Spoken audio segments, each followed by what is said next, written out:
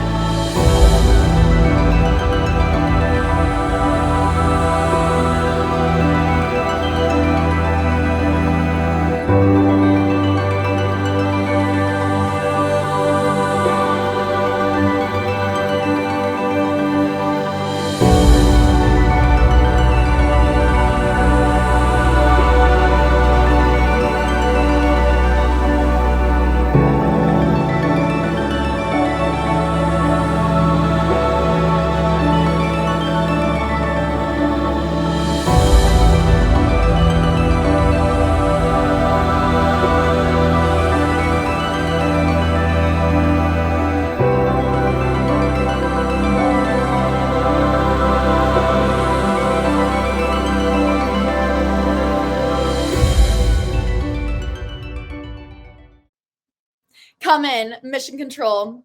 Simply navigate to the right-hand side of your screen to interact with our intergalactic chat. Just be sure to select everyone and not just hosts and panelists.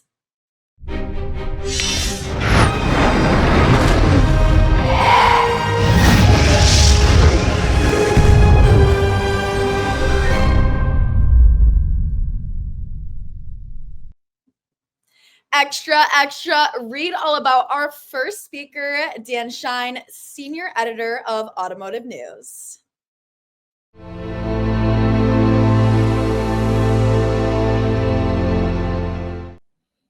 Welcome back to the Fixed Ops Roundtable. I'm Sarah Vantine here with Dan Shine of Automotive News.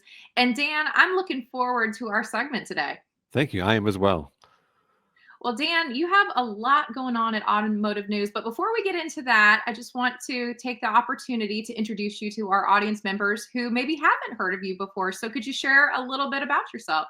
Sure. Born and raised here in Detroit in the Motor City.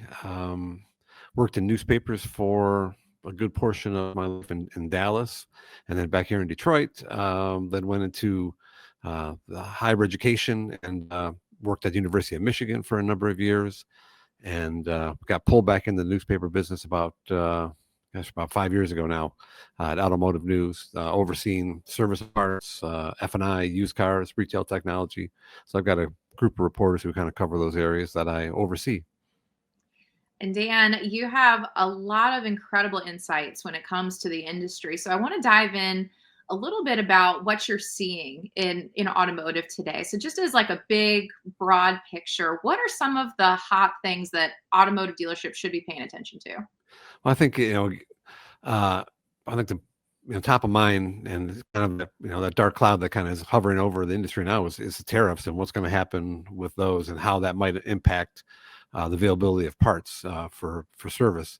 I think as we recorded this morning, it sounds like the White House maybe is not going to levy automotive tariffs on April 2nd, as they talked about.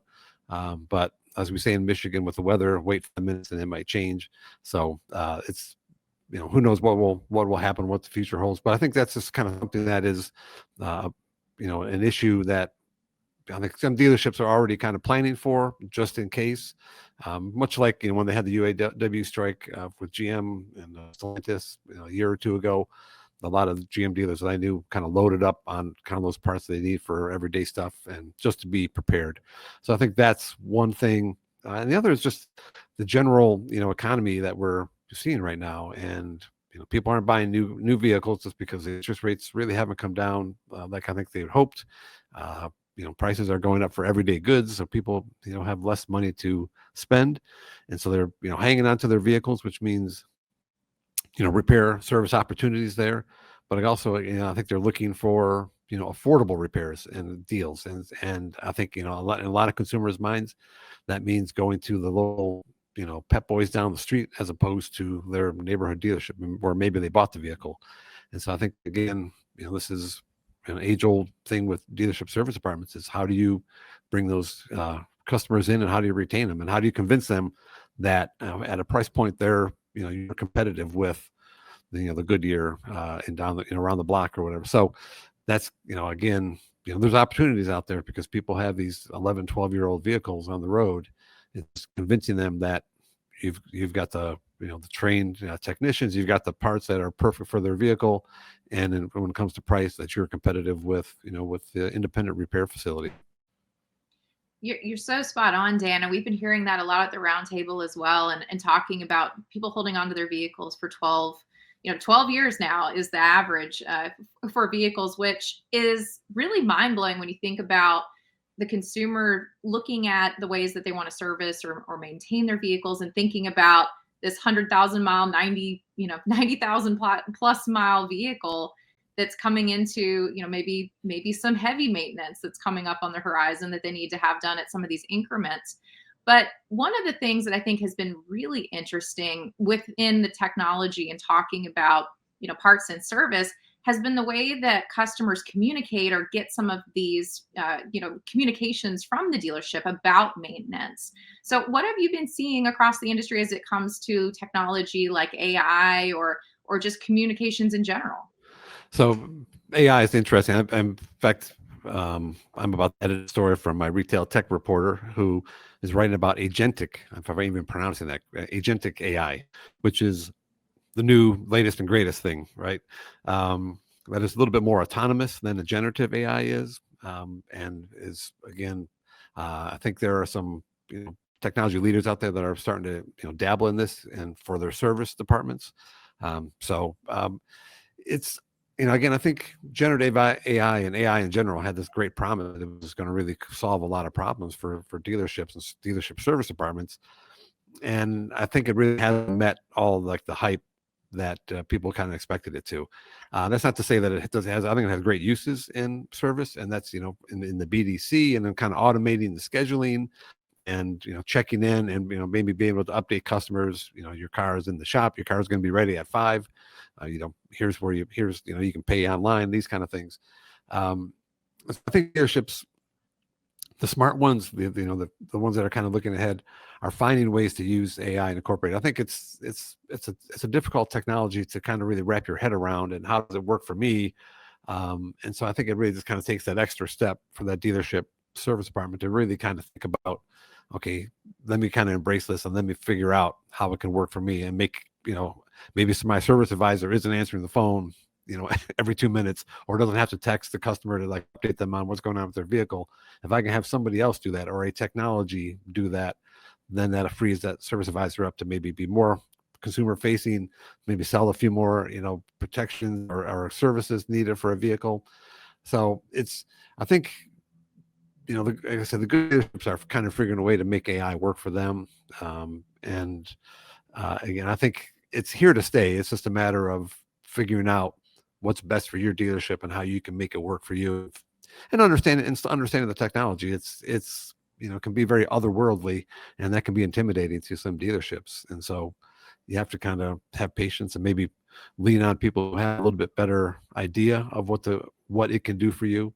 But I think, again, the smart ones are using it in a way that lessens some of the burden off of basically their advisors in the BDC a little bit, to make their life a little bit easier and free up some of their time to do other things that are more important. We're here with Dan Shine of Automotive News here at the Fixed Ops Roundtable. And Dan, this is really interesting to me to hear your perspective about all the different pieces that are going on in retail automotive. To switch gears a little bit, there's a lot of conversations happening at the OEM level too. And we're hearing a lot of moving parts when it comes to, vehicles that are coming into the market in the US and then changes happening. So what do you see on the horizon this year when it comes to some of our OEM friends? Well, I think what I hear from OEMs, and we're not this. I know this will be kind of aired a little bit later, but I have a story on my screen too that I needed about Stellantis getting into the mobile service game, and so I think the OEMs are kind of recognizing things such as mobile service and how important it can be. I mean, Ford's way ahead of the game, and they've realized this, and they've really invested in it for a while. GM, recently had a story in Automotive News about GM kind of really trying to get into this mobile service and kind of supporting their dealerships there. Stellantis now is the latest to kind of get in and say, oh, wait a minute, this could be good for our dealers and can help them. And so you see Stellantis now investing in mobile service to kind of help their dealers do that. So I think, in some ways, the OEMs are kind of figuring out that, again, fixed ops is a great profit center, a great revenue generator for them, and that they need some investment in there and some care with there. I'm sure there are people out there who wish and when it comes to warranty claims and warranty processing and warranty times, the OEMs would be a little bit more flexible, more understanding. But I think that's a little bit more difficult nut to crack. But I think you're seeing OEMs get more involved in the dealership level, the service department, the parts, and how they can help, be more friendly with the dealership service departments and help them generate more revenue. And that, I think, starts with mobile service.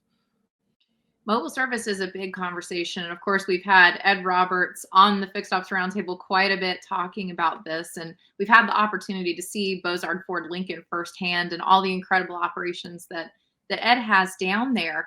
In thinking about the customer experience when it comes to the mobile service element, there's another component that I think is really interesting to that whole equation. And that's coming down to some of these service contracts and having some of these maintenance plans or warranties that protect the vehicle and have, more coverages with all the technology and all the components that are on some of our smart vehicles today.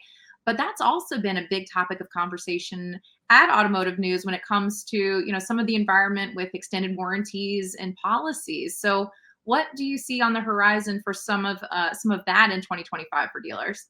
I think that'll be, a big push for dealers, because again, we going back to our conversation about 11, 12-year-old vehicles. And so I think if you, especially on the used side, if you go in and sell a used vehicle to somebody, to be able to kind of sell them an extended service contract, I think will be very beneficial to you, again, for retention purposes, but also getting work into the service department.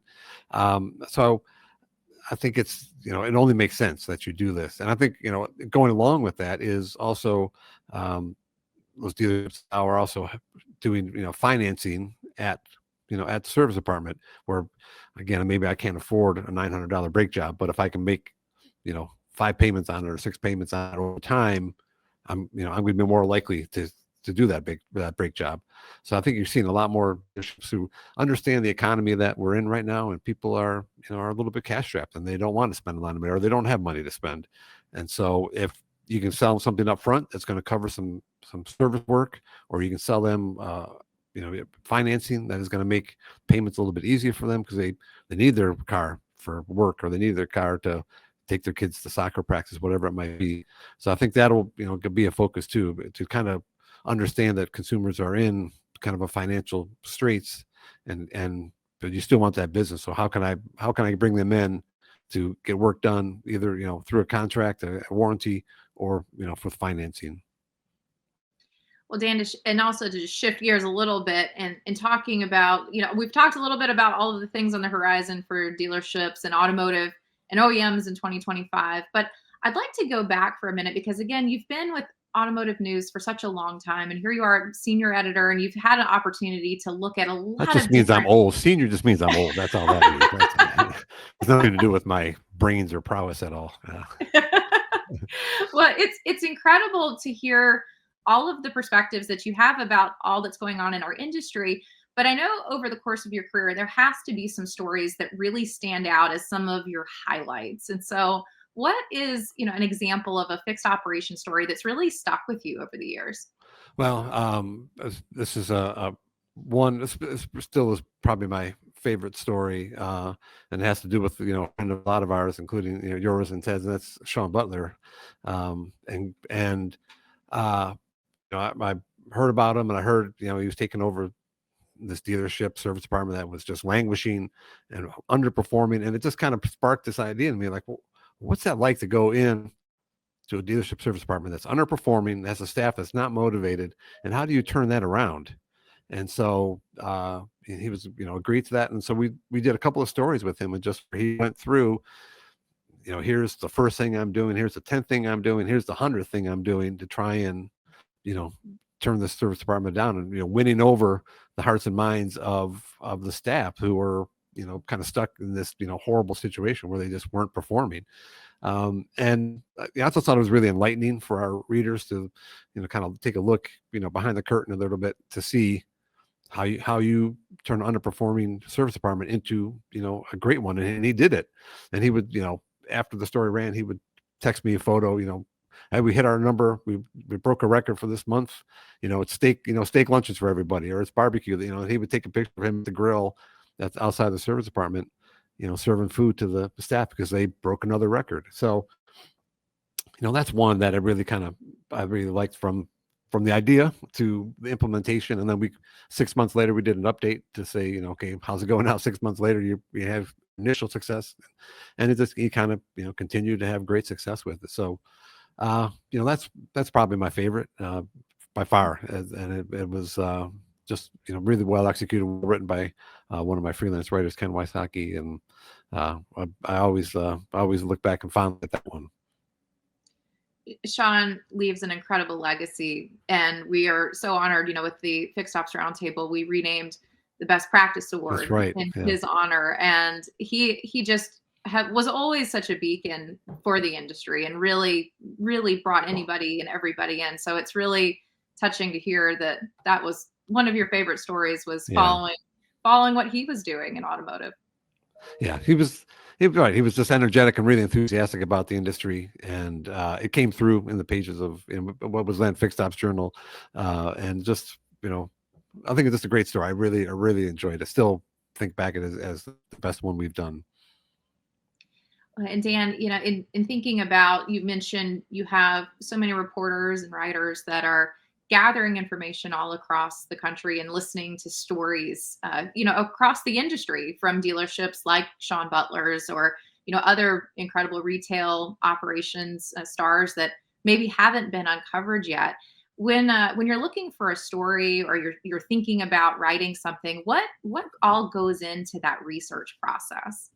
Well, it's watching Fixed Ops Roundtable, when I can, and kind of keeping an ear open for things, and just hearing what, kind of those best practice ideas that, dealerships say, well, I had that issue too, and here's how we overcame it. Those type of, stories are ones that I'm always looking for, is their challenges. A dealership service department has a challenge, and here's how they overcame it. And I think those make the best stories. So I'm always kind of listening for those type of ideas where, someone has an issue and they're working to resolve it, and they get ideas from others. Here's how I do it. So I listen in on that. I listen to other, podcasts and things like that where people talk about, service issues. LinkedIn is always, a great one for me too, that I'll read people's posts about things that they're doing or that they've done and kind of say, well, that'd be kind of an interesting thing. And then conferences, NADA, whatever it might be, I'll go and just kind of meeting people and just kind of hearing them speak at panels or just in, during cocktail hour, like just ask them, what are you doing right now? What's, one thing you're really proud of that your dealership service department's doing right now that you like?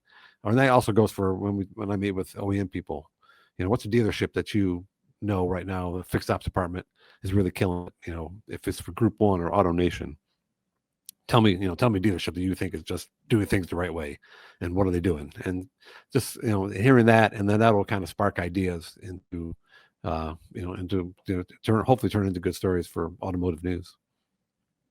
Well, and it's incredible to the breadth and volume that is in automotive news. And how frequently do you put out publications today? So I have a weekly service and parts newsletter. I've got a weekly finance and insurance newsletter. And then every week in the print publication is either there's an F&I page or pages. And then the next week is, service and parts page or pages. April 7th, we have a special section for service and parts, which is something new that we haven't done yet. And so that'll be kind of a collection of, 6-7 pages within automotive news, just, kind of dedicated to fixed op stories. So every week I'm sending out a newsletter, or I'm also filling pages in the print edition, and then online, it's constantly being updated with, the latest kind of on breaking news and just kind of everything. Every time a story comes in, it gets edited, it gets put online first, and then we'll put it in the print edition second. Well, and it's amazing. I mean, the emails that like you're talking about with those updates, it's pretty easy for somebody if they want to subscribe or get set up with automotive news. You have a lot of options to really beef up your inbox. If you go on autonews.com and there's a little newsletter tab, and then you can sign up for whatever interests you, whether it's retail, technology, whether it's, service and parts. You click on that and it comes into your inbox every week. Well, Dan, I know we have just a few minutes left, but I want to leave with this closing question. We have a lot of retailers that are listening today and thinking about best practices to continue the last half of the year with, and we have just a little over 6 months left in 2025, but there's still a lot of opportunity on the table. From your perspective, if a dealer is listening today, what would be one of the best pieces of advice that they could be implementing in their service departments? Oh, that's a good one.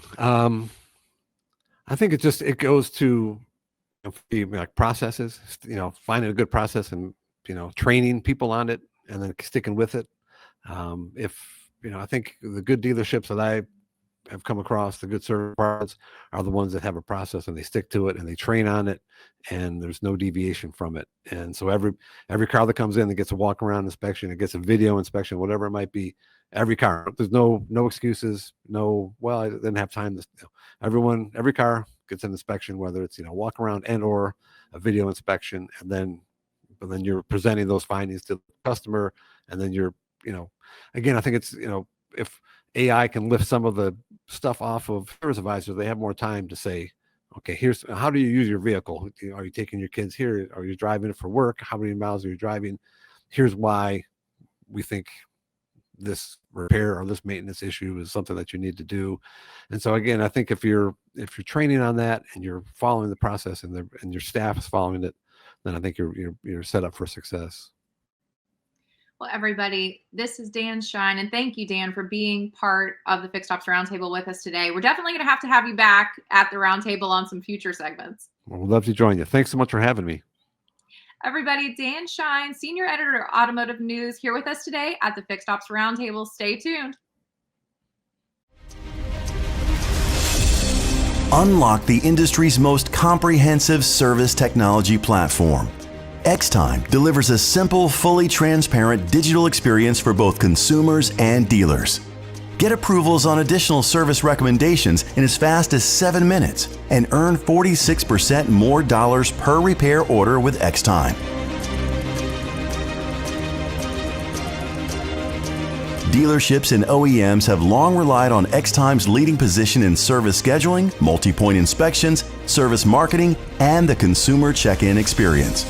Drive revenue and profitability with our proven service technology that enhances the service experience from start to finish. Gain consumer confidence and elevate the staff experience with solutions that drive convenience and speed. Set the tone for the ultimate service experience with Xtime Schedule. Maximize your team's productivity and keep customers coming back with convenient online scheduling features and robust shop capacity management with Schedule.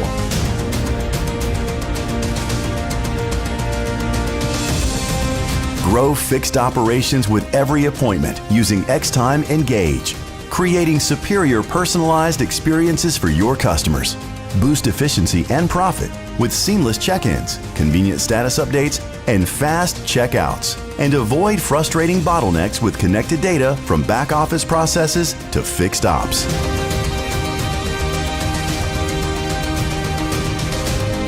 Improve your service department throughput and yield with Xtime Inspect, a fully integrated digital multi-point inspection tool.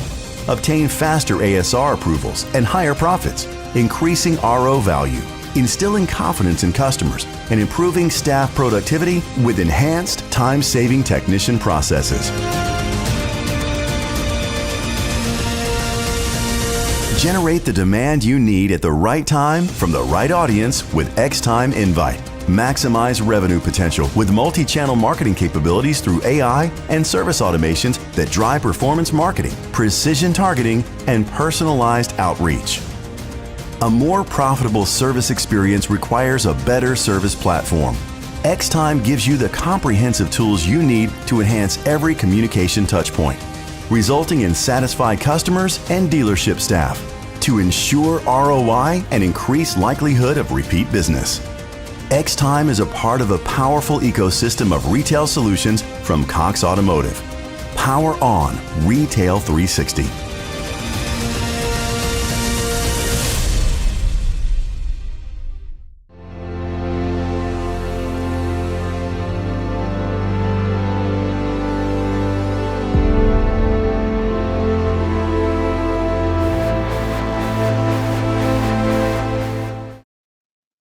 From Venus to Volie, please welcome our next speaker, Scott Davis.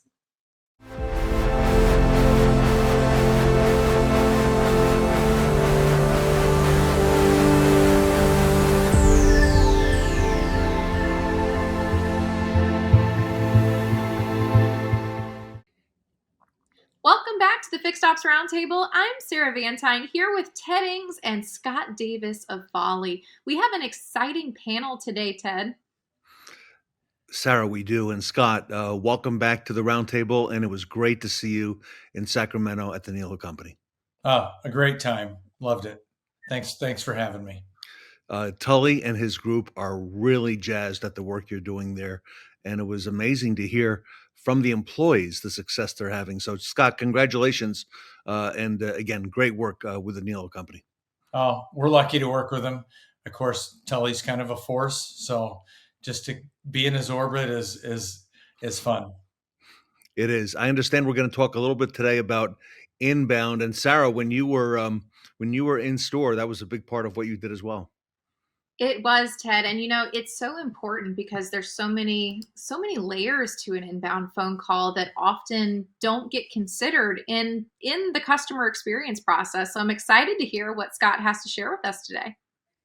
Yeah, I'm excited to go over it. Really, as you guys know, a lot of people use Volie to grow their business. They want to, typically when a dealer signs up with Volie, they want to save labor. They want to make their agents more efficient, and they want to drive revenue. A lot of that is an outbound focus, but really we've been looking at some numbers recently, and I wanted to talk about inbound conversion a bit today. Okay. All right. So with that, Scott, the floor it's all yours. I'm really going to focus on the hows to do it and some of the numbers you should look at and what are good numbers and how to track it. Before I get going, let's talk about the basics of an inbound call. When you're working with your agents, you're providing a service. Every single customer who's calling in is looking for help. We see a lot of variance in the conversion rate for agents across BDCs. Your job as a manager is to teach your agents to say, I got you. Don't worry. We're going to help you. If you trust us to do your service, you're not going to be disappointed. So, we're going to talk technology today, but let's first off start with the basics. Every single person who calls, they need help. So when they, if they don't quite get the answer they want, or they're not sure that they want to go through, you need to have just a teensy little bit of pushback. 2 no's and a go is what one of our reps call it. But everyone needs service. So make them confident. Do all the normal things that if you're not doing a daily huddle with each of your agents to help improve them, if you're not scoring calls with AI, we'll talk about that on our next show. But those are just basics. A lot of people have great platforms like Call Review and Car Wars and such. Those are some of the basics. And then give them the soft tools that they need. Do you have the process documents in place? A good BDC will list out all the objections that a customer may have and give them ready-made coaching answers. Some of the BDCs, a lot of the philosophy is am I going to have my BDC agents set appointments and the service advisor sell? Well, if so, then you need to really coach on pricing. What prices are they allowed to give? Which ones are they not? And what the process is. Those are just the basics. It's not going to be the focus on my presentation today, but I did want to talk about that a bit and just say it up front. Finally, if you're not doing confirmation calls, my goodness, what good is an appointment that you paid an employee to take if they don't show up? Just some of the basics there. Yeah. And Sarah, I'm thinking of other businesses, that confirmation call is just a built-in routine thing that you come to expect. Oh, 100%, Ted. And it's so important because there's appointments that you have scheduled that if they don't show up, that's going to really monopolize the capacity for that day. And now you've prevented other vehicles from getting that service. So it's so spot on and great advice, Scott. How many people do I need?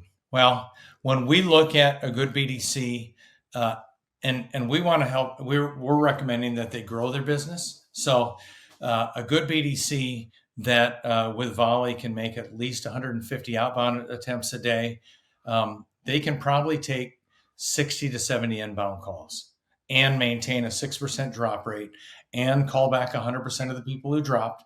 And we'll talk about that a bit. But, staffing is kind of fundamental and it needs to start with that. So track how many inbound calls you make, and that'll be a good place to start with staffing to make sure you've got enough to take care of the people who are trying to do business with you. Scott, what's the best way for dealers to track that so they have an accurate count? What have you seen? I see everything all over the board. Of course, with Volie, it's out of the box. A lot of phone systems will give just raw data. They won't break down conversions by revenue and non-revenue calls and such, but that's a good place to start. Some customers use a tracker, whether it's manual or paper and such. Just start somewhere. Anything you do is better than nothing. Okay. So remember, call them all back. In Volie, we do it automatically after inbound calls and on-hold calls. 58% answer, 59% will schedule an appointment. If that's not a normal part of your inbound process, you're missing out. most VoIP systems will tell you what abandoned calls were. That is fundamental to starting. Okay. So just some of the basics. First of all, when you're putting these processes together, what are the call outcomes that you're measuring? With or without Volie, you have a certain list. I schedule an appointment, no availability, looking for parts, status check. You need to be tracking those. And then when you are, you need to spend a lot of time training each agent on what each of them means, and if they have something that falls out of that, what they do, because all of this starts with good information first. Excellent.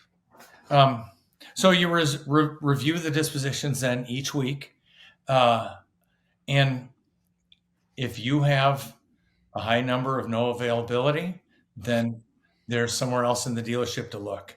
But solve the whys. Each of these is a puzzle for your average store. We always like to say 70% of all inbound calls are worth $300. Every not availability or calls that you don't convert are lost revenue. So track those dispositions, look at them, and then train for the answers. Add it to your rebuttal list, and minimize the number of no availabilities. Again, one-on-one with every agent, 5 minutes every day. So then one of the keys is to track conversion by each agent.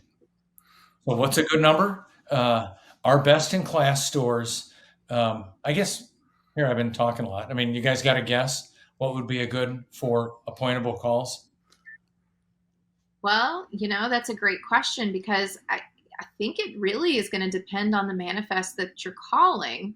But, as a overall, would you shoot in the ballpark of 7-8% conversion on everything? Well, those are on outbound calls. On inbound calls, when someone's calling in Volie, we know every call that's appointable, or if they were calling for a status check or any other reason. The best stores convert at about 95%.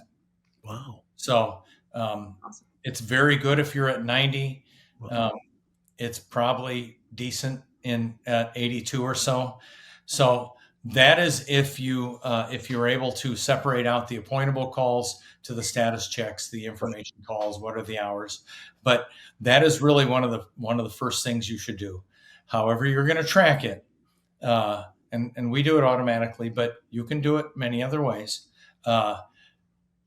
Compute each agent and see what they're converting. You'd be surprised if Sarah and I are converting at 95% and Ted's at 70. Is Ted not making the customers confident? Is he umming and on and maybeing his way through these calls? If you break it down by that, you'll be able to improve all of your agents. The key is to make your worst agent look like your best agent. How do you do that if you don't have this data? Oh, fascinating. Yeah, you're so right. And I know we can come to you for these kind of statistics. Very good.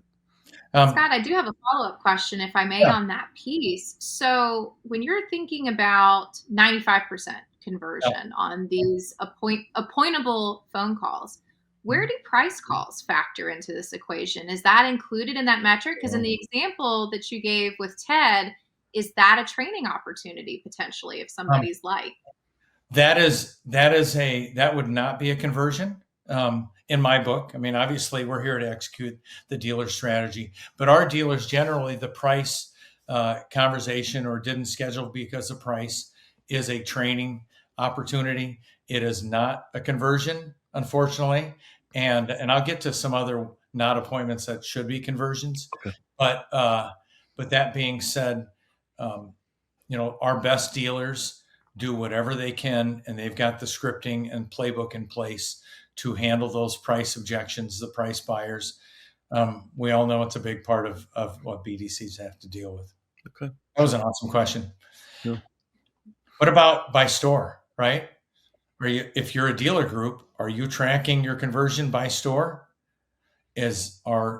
are, if you've got 5 stores, are 4 of them converting at 90% and one of them at 70? You need to know that. Because, is one of the store service scheduler not set up correctly? Is the service manager at the store stopping sales? We've got one of our great fixed ops directors talks about, well, the bank's never closed, or do you have people who are closing the bank on your operation? You need to track that. And just like you're tracking those dispositions to measure the agents, you need to do it by the store level. Even if you're a single store, you should be tracking that as a whole, because you've got peer groups that you can compare that data with. Scott, this is why so many people come to Volie, because you've got this information. This is great. How about your walk-in process? This is maybe should have been spoken about before the numbers. We're breaking down some of these numbers. Do you have a process if you've got no availability and it's tires, it's general service, lube oil filter, or if it's safety? Do you allow the customer to come right in? Do you have a process to do the handoff for the store? Well, if you don't, well, first of all, you need to keep track of that. And if you don't have that process, you're going to lose those customers. You will not retain them. If they need tires today, or they need to get an oil change, it's on their mind, or they have a safety thing, I would highly suggest you having a process that allows these people to come in, or you're just dying to give them to a competitor. So, do you have that? Yeah, Sorry, Sarah. No, that's a great point. And, it crossed my mind because Ted and I have had so many panels where we've discussed, the average age of vehicles on the road today are averaging around 13 years old. So, tow-ins or having vehicles that are broken down, that's a walk-in essentially. You can't control when that car breaks down. So it's such a very timely process to discuss. Yeah, the BDC needs to drill it. You need to have rebuttals and processes in place. When you do have a walk-in, you need to have a system that alerts the store that they're coming, and you need to track it. So in Volie, since we're also sitting on the DMS data, we can match those people and show the walk-ins and count them as conversions. That actually has nothing to do with inbound conversion as far as a numbers thing. That is probably my strongest recommendation. If you do not have this process in place, if you're not drilling for it, you are dying to give your customers to someone else. Oh, geez. Well, good to know. Status checks.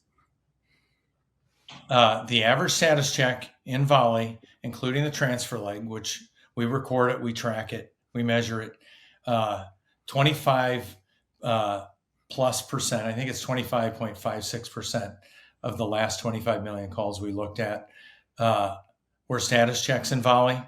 The average duration was 3 minutes, 56 seconds. Wow. It's a massive hidden cost for the BDC. Yeah. Are you tracking that?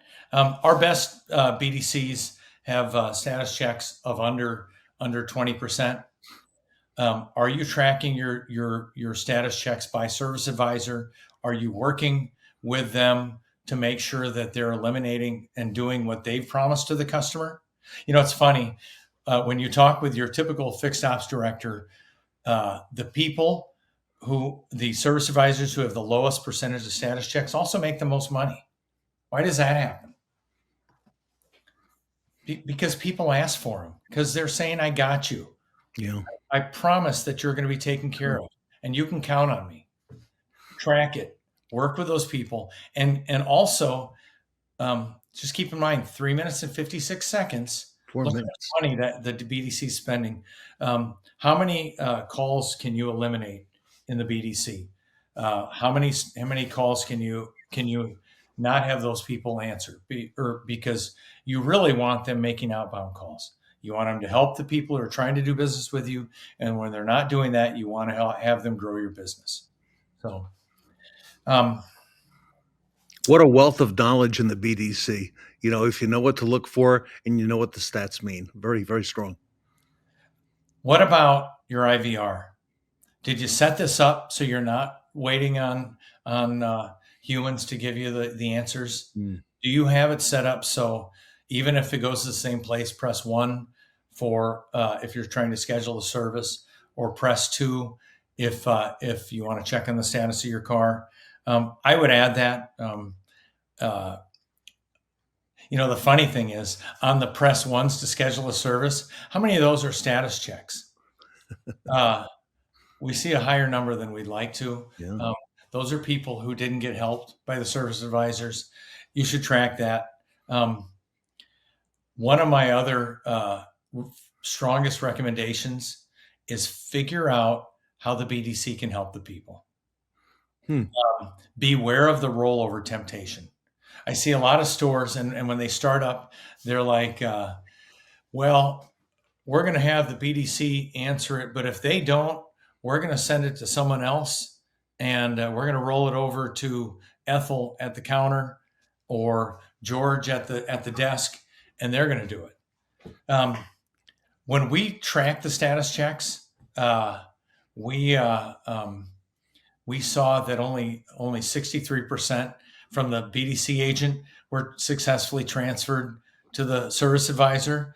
I sat through a presentation from one of the large column monitoring companies, and oddly enough, the percentage was the same for customers calling to directly at the store. They only reached the person they were trying to 63% of the time. 37% failure rate. That's what you're doing when you roll over these calls. Keep the calls in the BDC. When they don't connect, give them a nice, easy way to off-ramp the call, whether it's a voicemail or you're using AI or whatever, and then call them back 100% of the time. If you don't keep it with the BDC, then no one is in charge of making sure that customer's happy. When it rolls over to someone else, then you absolve the responsibility of happening, and it's and you made angry 37% of your customers. It is. What do you think you're actually trying to do when you roll over those calls? There's a reason why you have a BDC in the first place, because those people don't answer. You're not helping. Right now, you're bringing the call back to them. Yeah. So keep the calls with the BDC and make them call back 100%. They'll make them happy. Okay. Last thing with the IVR, I just want to say, use every hold option that you can. In Volie, they can hang up and won't lose their place in line. They have an option to text back the customer. They can remain on hold. They can leave a voicemail. We've got a couple other things coming down the pipe too that I'll be able to tell you on the next call, but make it easy for your customer. The whole key again is, remember, I got you. I'm going to take care of you, and you're going to be happy that you trusted us with your car. So I can tell you, looking at the numbers, we see stores, and it pains me to see it. And frankly, it's on us to help them do better. But we see stores that start out and they're converting at 60% inbound. Just think how many people are disappointed. Now we go through the basics. Are you training on dispositions? Are you working with your individual agents? Are you tracking it, et cetera? But that being said, if you don't think that you can make a huge impact and drive a lot of repeat business and loyalty by really wowing the people who are trying to do business with you, the numbers say differently. You can really make an impact on your business. Amen. Love it. So strong. Sarah, very powerful. BDC is more relevant, it seems, than ever before. It's so true, Ted. And Scott had some great insights for our listeners today. It's increasingly important, as Scott was saying, status calls, the appointment scheduling, all of these pieces tie into customer satisfaction, and it ties into retention. So it's all going to be a very, very relevant topic in our industry to come. Well, thanks for having me today. I appreciate it. Scott, you are the specialist, okay, in these calls, and you know where it's at, and you know the right questions to ask once you see the data. So If our audience has not yet heard of Volie or does not yet know somebody using it successfully, Scott Davis and his team are available. They are growing in leaps and bounds. We're hearing a lot of great news, a lot of announcements coming out of Volie over the last few months and into the next part of the year as well. Scott, how do people get more information on Volie, or have you answer their questions? Well, I mean, obviously, we've got all the normal form submissions on the website, volie.com. My number's below. I answer my phone every time. You guys can call me or email me. You don't need to use Volie if you want to still talk about this stuff. I'm willing to hop on, and really, I encourage you to reach out. One of the great names in our industry, everybody, Scott Davis, moving BDC very much forward, and congratulations to you on Volie, #1 BDC engine. Sarah, always a great session with Scott. It is, Ted. And Scott, thank you again for all of the contributions that you make for our industry.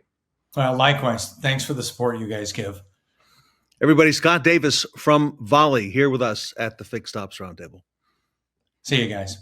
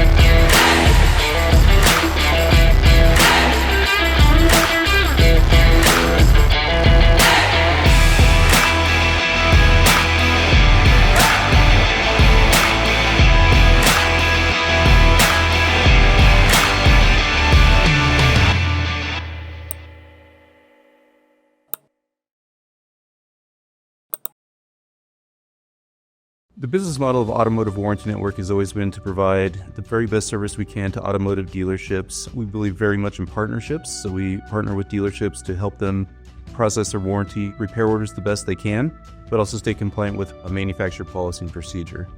Dealerships, some of them don't understand the importance of the supporting documentation. The repairs are performed, manufacturer's going to come in and audit them. That supporting documentation needs to stand up in an audit. If not, those monies will be charged back to the dealership. So important thing that our team provides the dealerships is the information where the supporting documentation does not support the repairs performed, where they could lose those monies in an audit. Audits are not scary. Audits are actually fantastic learning experiences. I am a big proponent for audits. I am not perfect. I do not think anybody is perfect. AI isn't even perfect. It is such a learning experience, and manufacturers are looking for things differently every year, and it keeps us on our toes. Then I know that I could take that information that I gather and provide it to my other dealerships and say, hey, we need to stay on top of these things. We offer full warranty administration services from beginning to end, from reviewing technician comments and punch times, looking up and applying labor operations and times in the DMS, and transmitting to the manufacturer for payment. We then follow up on claims daily and account for any differences in payment. SWAT stands for Specialized Warranty Assistance Team. We provide coverage for admins who could be taking vacation, if there's family medical leave, bereavement, sick time. So we provide coverage so that there's no hiccup between the admin being out and the dealer having their work processed. We developed an application called CARS, which stands for Claim Accountability and Reporting System, which is a reporting tool that we use to help dealerships improve in their processes. So it's a tool that we use to identify how frequently compliance issues are happening in a dealership. And we can tell dealerships how frequently those problems are happening, which of their staff members is happening with. And then we also offer training to help educate those particular staff members on the types of issues that they're having and help them improve. I think the biggest thing I love about this company is the owners. David and Jamie, they care about us. They encourage us to do training. They encourage us to make sure that we're master certified in our car lines. When I started with AWN, we had 30 employees and about 167 clients. Currently, year to date, we're at 1,500 clients and 340 employees and growing. It's pretty amazing. The people that are with us, our clients, we love them. It's a pretty amazing place to be right now.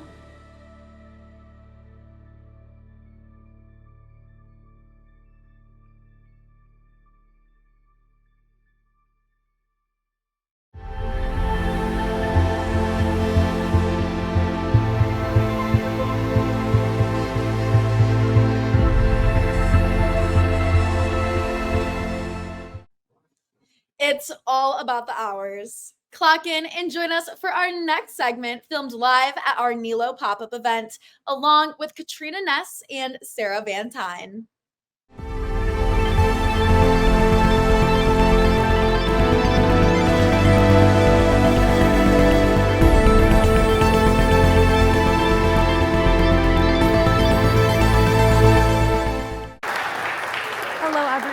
Welcome back to the Fixed Ops Roundtable. I'm Katrina Ness, joined by Sean Kangry. We are here at the Niello company and their newest Porsche dealership.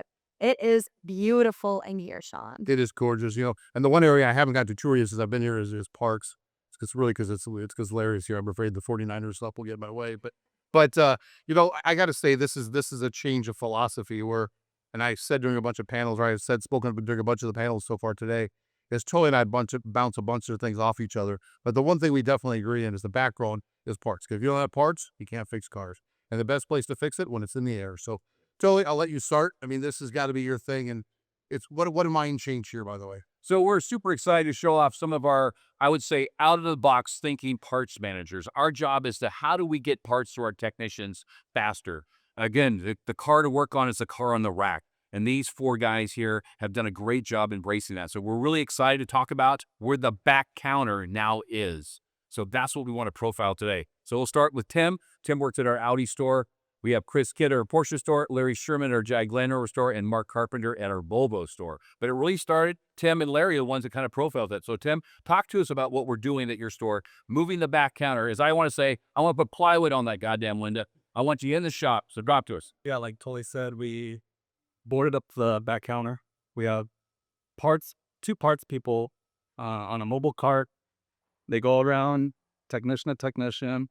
The productivity for the techs just raises the bar. And you got that one-on-one feel from the parts guy to the tech. There's no mistakes. You can't make a mistake. I mean, it's next level. Larry?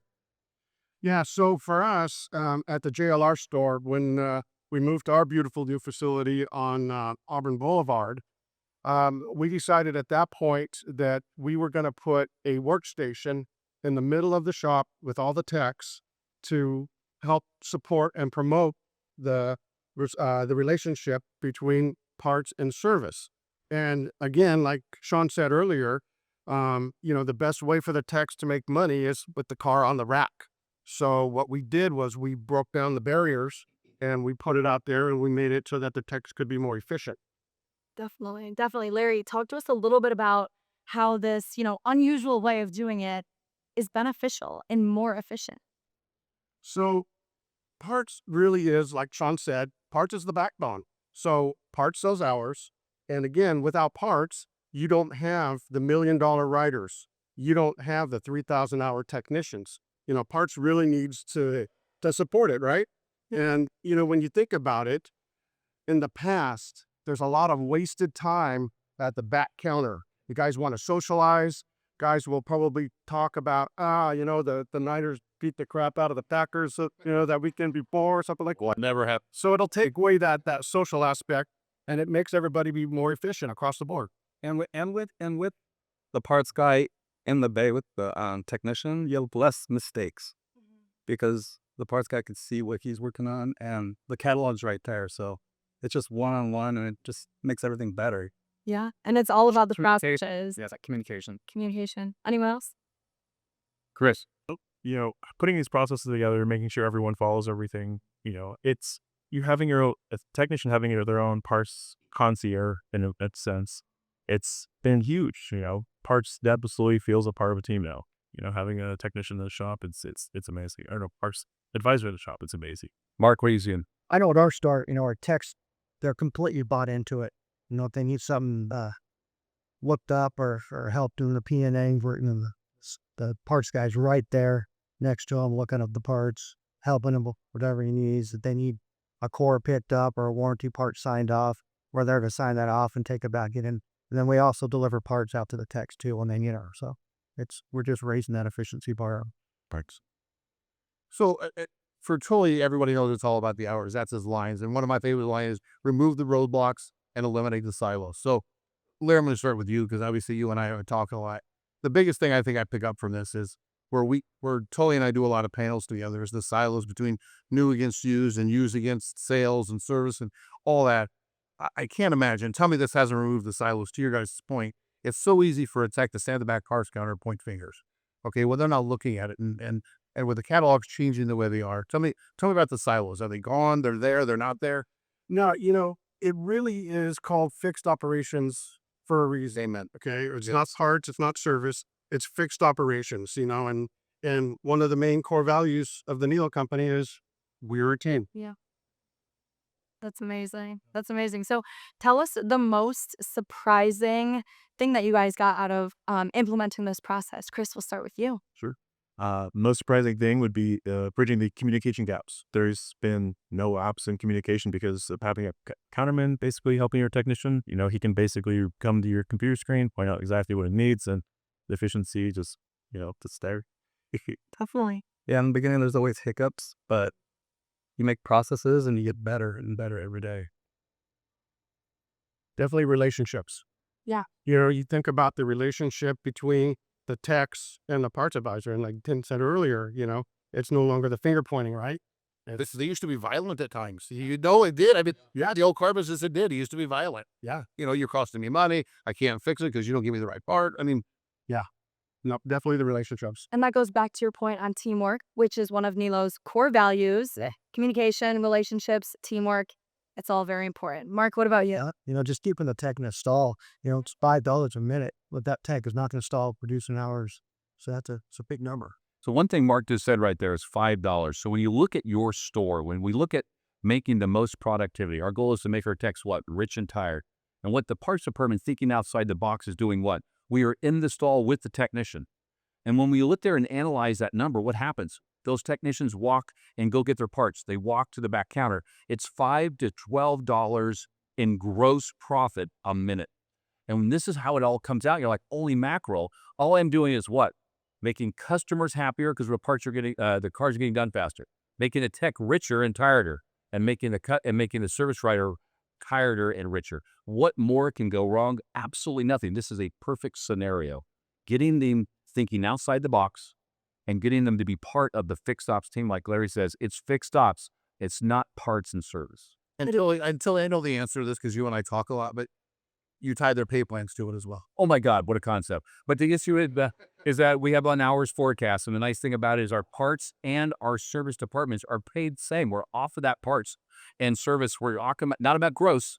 We're talking about making sure we hit those hours forecasts. We're all on the same team.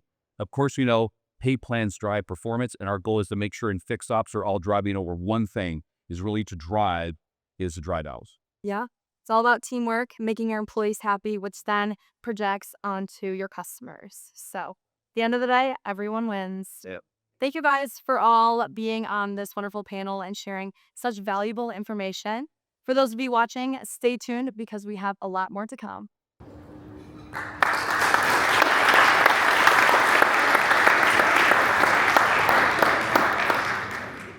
Time is money, and wasting it waiting in line for parts or searching for information, that's a cost you don't need. But there's another way. Microcat EPC makes every parts search faster, more efficient, and more accurate.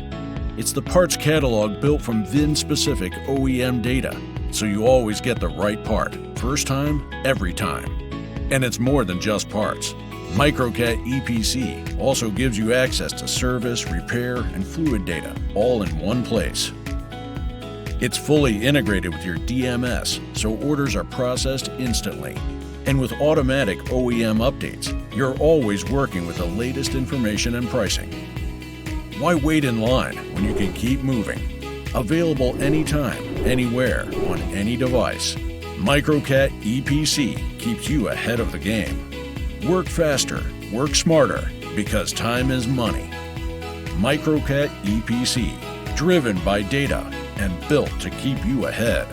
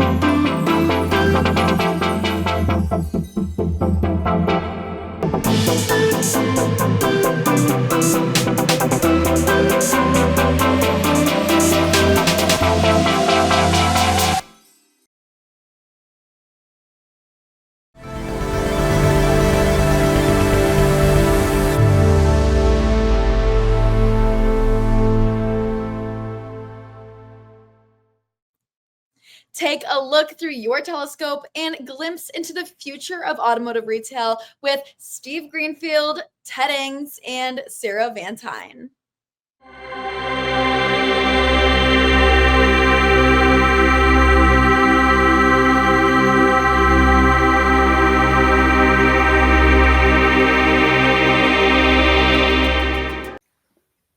Welcome back to the Fixed Ops Roundtable. I'm Sarah Van Tine here with Ted Ings and Steve Greenfield, General Partner of Automotive Ventures.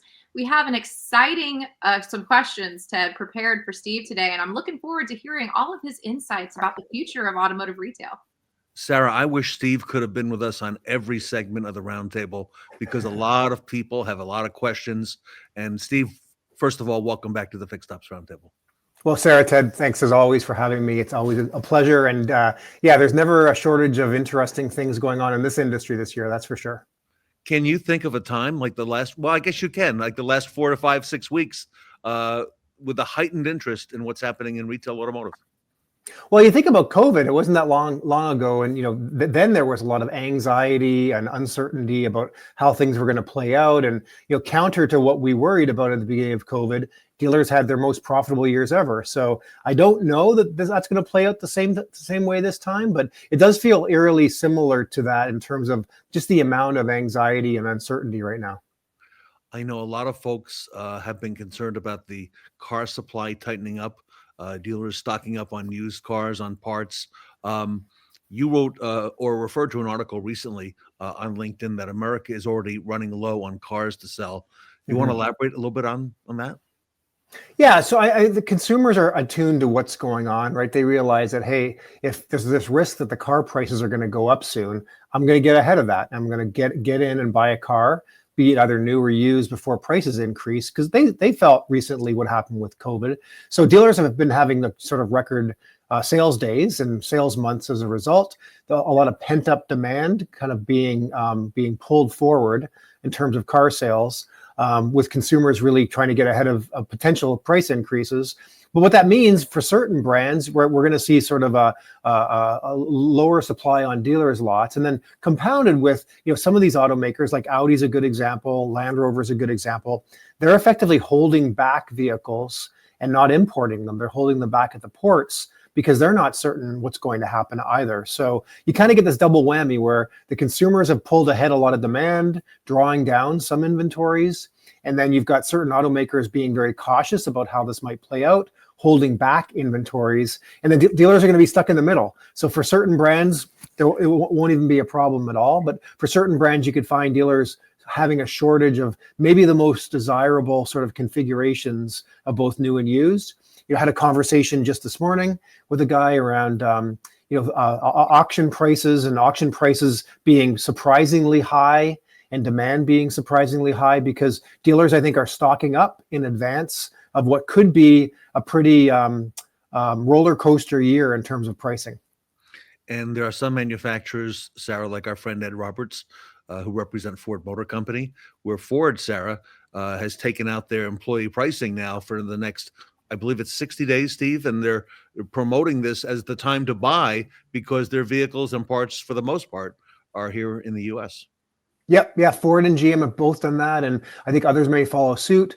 And it's great if they're confident that they can backfill the vehicles that get sold over this period. I don't know. I mean, I think that will vary by automaker and automaker, but I think dealers should stay very acutely aware of whether or not they're going to be able to replenish the new car stock as they're selling through it. Stephen, that's a great point about the new car piece, because we had heard from Cox Automotive a little bit about some of the challenges because there's not as many lease turn-ins these days, because of some of the constraints that happened with inventory during COVID. So this pipeline, coming into the auction for dealers or for people to buy these lease cars, has been a challenge. But there was also an article from the Detroit Free Press that was talking a little bit about car repair costs, may soar as some of the inventory challenges, may present themselves. How do you see this, potentially impacting repairs and, part availability down the line? Yeah, so to address those in sequence, we had a shortage of new car sales during COVID. We're at about the 3-year anniversary of that.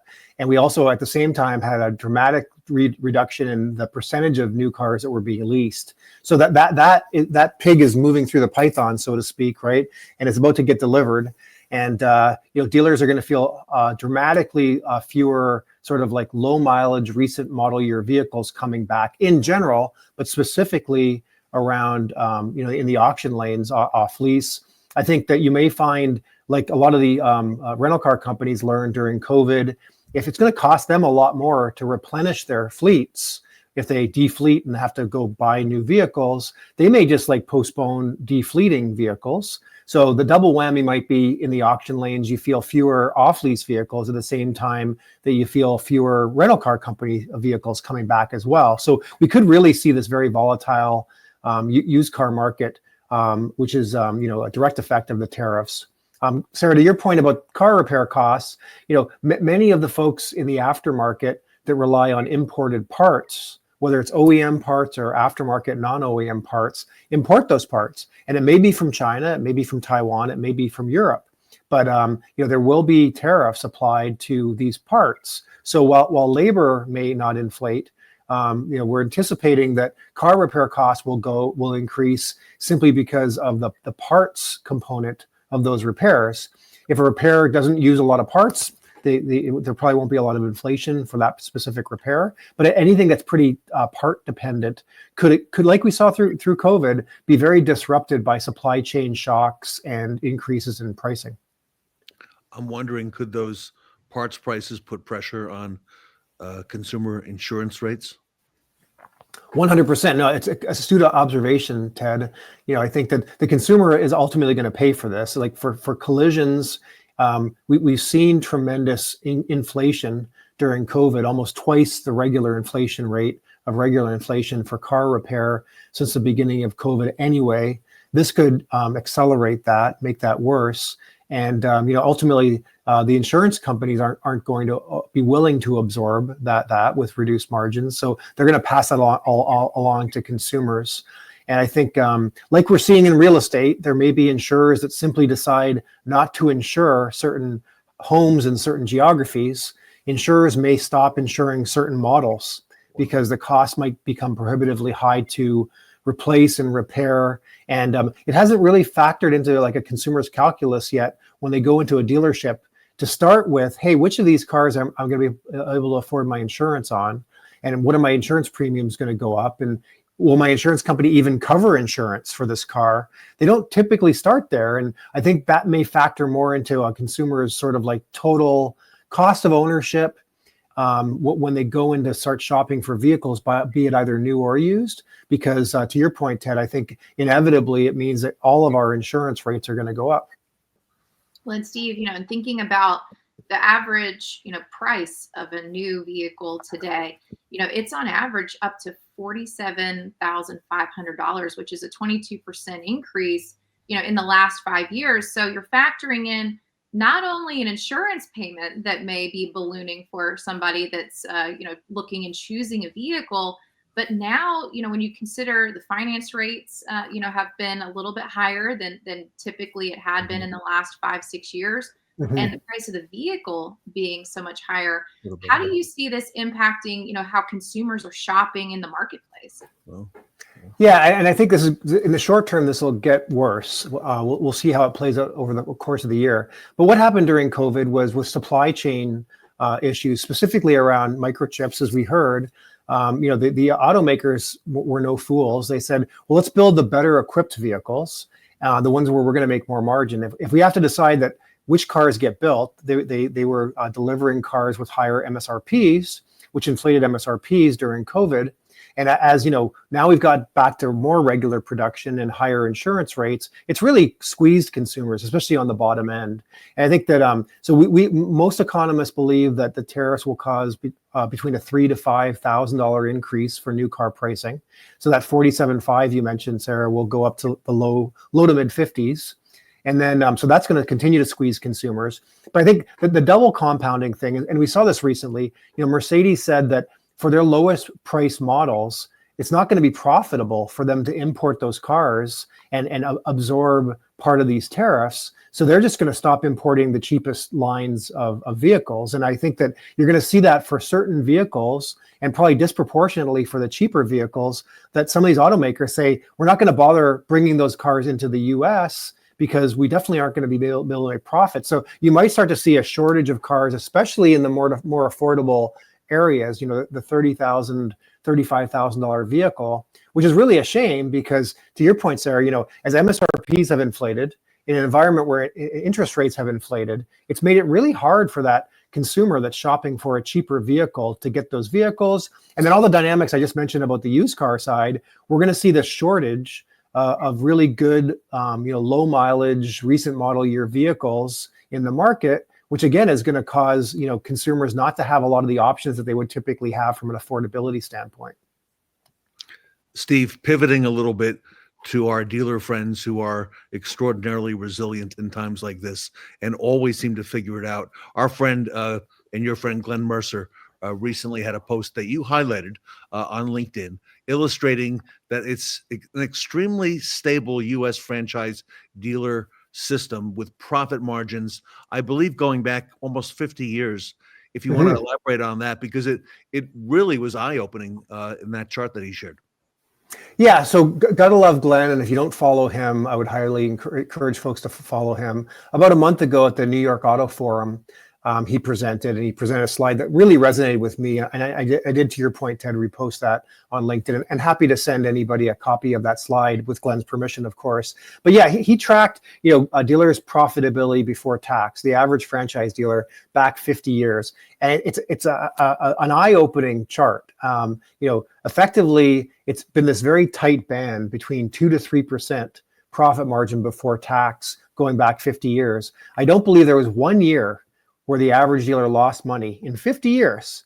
Yet, there wasn't a year where it got much above 3%, except, of course, during COVID, where it shot up to 6 or 6.5%. But to your point, I think you put it very eloquently, Ted. This business model that franchise dealers have is very resilient, has proven to be very resilient over the last 50 years. It's one of the reasons why there's a bunch of finance and private equity folks that are interested in buying franchise stores. Not to say that the business model hasn't evolved quite considerably, much more focused, for example, on fixed operations, parts, service, long-term value of the customer, et cetera. But it's amazing to see this chart where you've got, such stability around profitability for franchise dealers over the last 50 years and never a year where they dropped into the negative territory. Stephen, and to kind of continue, the commentary regarding some articles that were recently shared, there was one in Bloomberg as well, and it was talking about how GM's Mary Barra has to make a $35 billion bet. Can you share a little bit more about this article and what we can expect?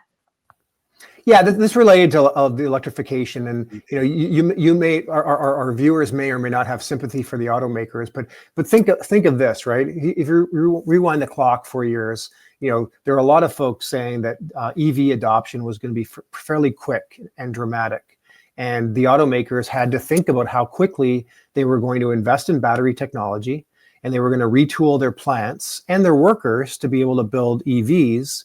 And despite the Biden administration tax relief, the IRA, with these $7,500 tax rebates for EVs, we kind of see a topping out of EVs in the U.S. Hybrids and non-plug-in hybrids have kind of been a runaway success, which gets you the best of both worlds. You're having to work on and maintain both an ICE engine and a battery at the same time.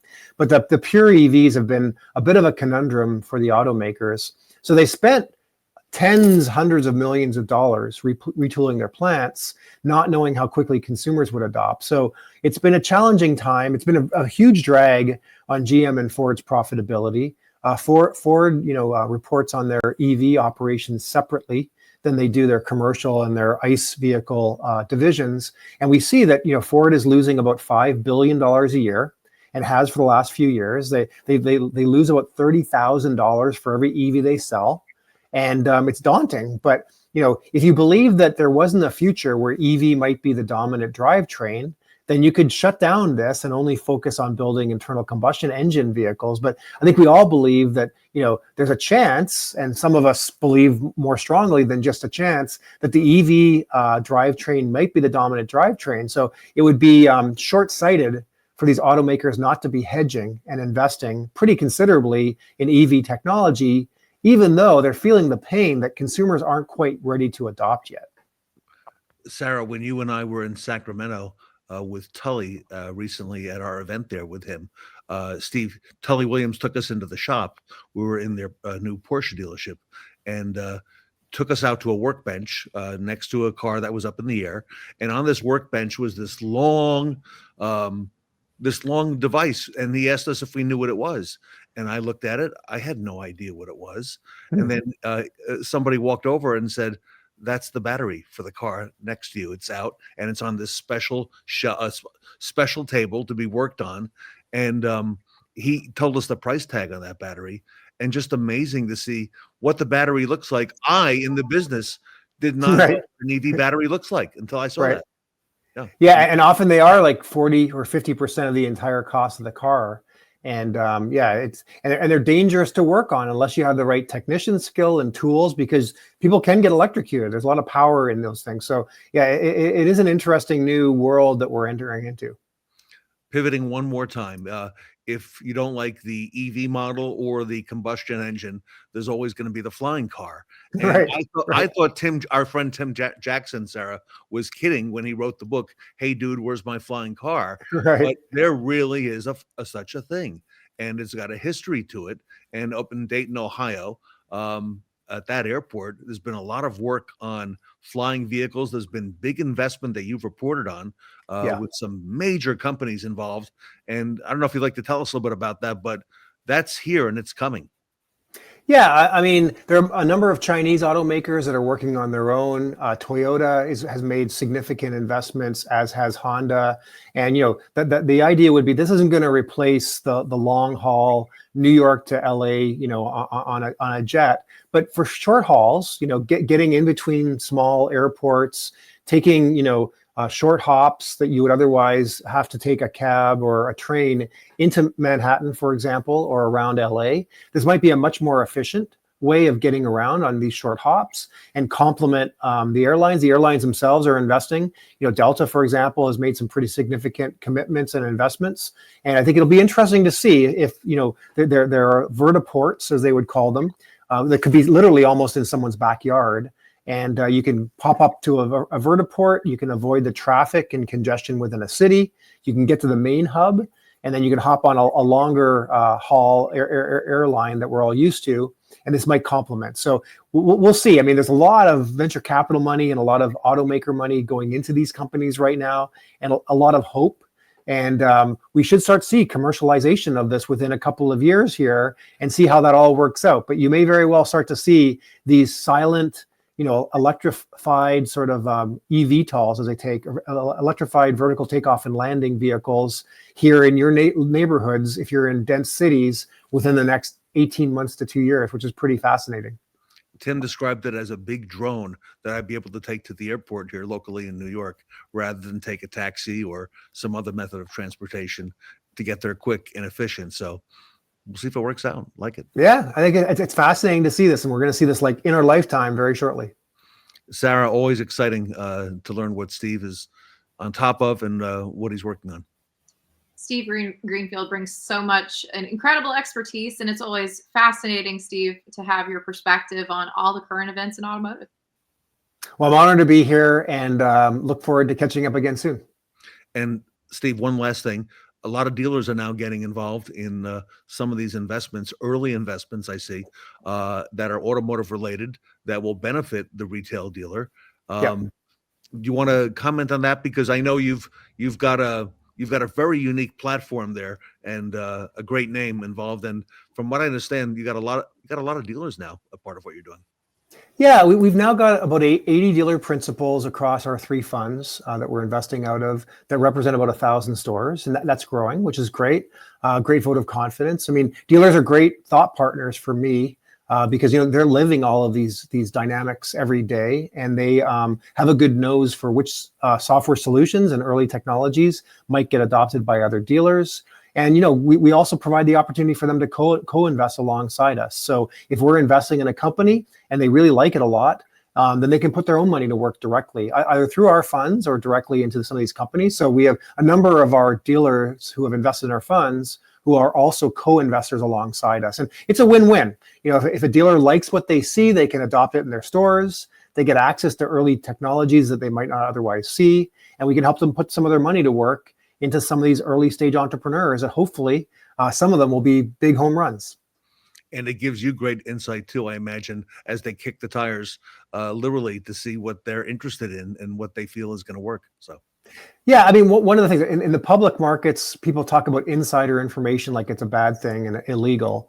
With a venture capital firm, I look for insider information, right? If I can talk to 10 dealer principals and they tell me like, this is the best product of all time, I've never seen anything like this before, it's got transformational results, then that's good insider information that I can act on in private markets and make a bigger investment into these companies. And so I really look for the insights and the intelligence that our dealer investors bring to make us better investors.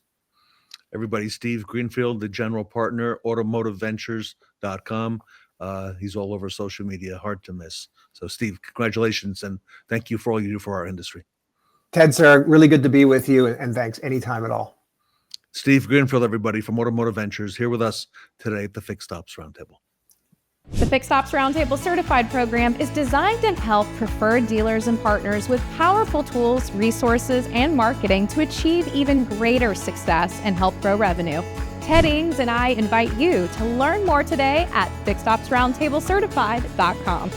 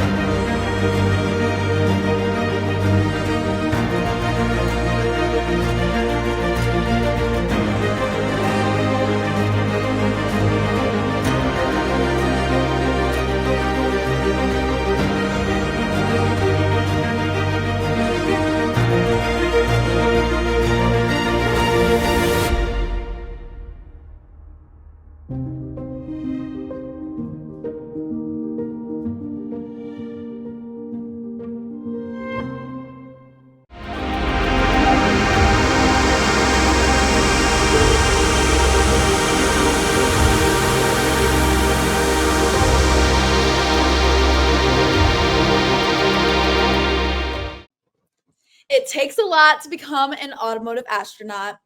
Learn from the leaders in training in our next segment, filmed live at the Niello pop-up event.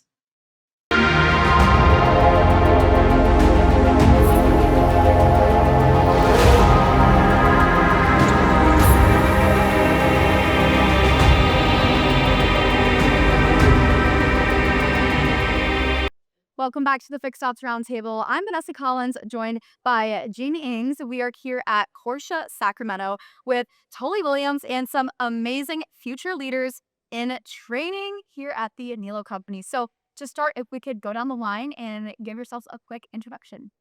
Well, I'm Tully Williams, but here are the three superstars. So first up, Ronnie. I am Ron Thomas. I'm a general sales manager at a Land Rover and Rockland store, and I've been with the Niello company about 4 years now. I'm Justin Watts. I'm the general sales manager for Niello BMW Mini, and I've been with the Niello company for roughly over 10 years now. My name is Andre. I am the general sales manager for this beautiful location, Porsche Sacramento, and I've been with the company for going on almost a decade now. So, Awesome. Now, Tully, I'm curious, how did this leadership program at the Niello company take shape? It was great. So it started where what we want to develop are great general managers and great leaders. And a lot of times what happens is that a lot of times general managers are just glorified sales managers, no offense. And our goal is to teach all of these great leaders the whole package of a store. And my job is, first it started really more as a fixed conversation, but now as we do it weekly, we call it our secret meeting, is that we talk about whatever is coming up. So we talk about financial state, we talk about schedules, we talk about fixed things. We actually talk a lot about sales things, but they probably know a little bit more than I do on.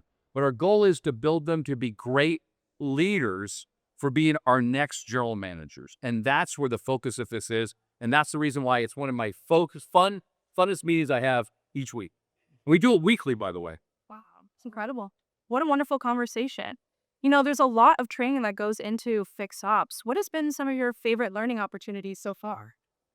well, for me, it's really seeing the similarities between the sales process and the fixed op process. There's really so much that if you runs, coincides with each other.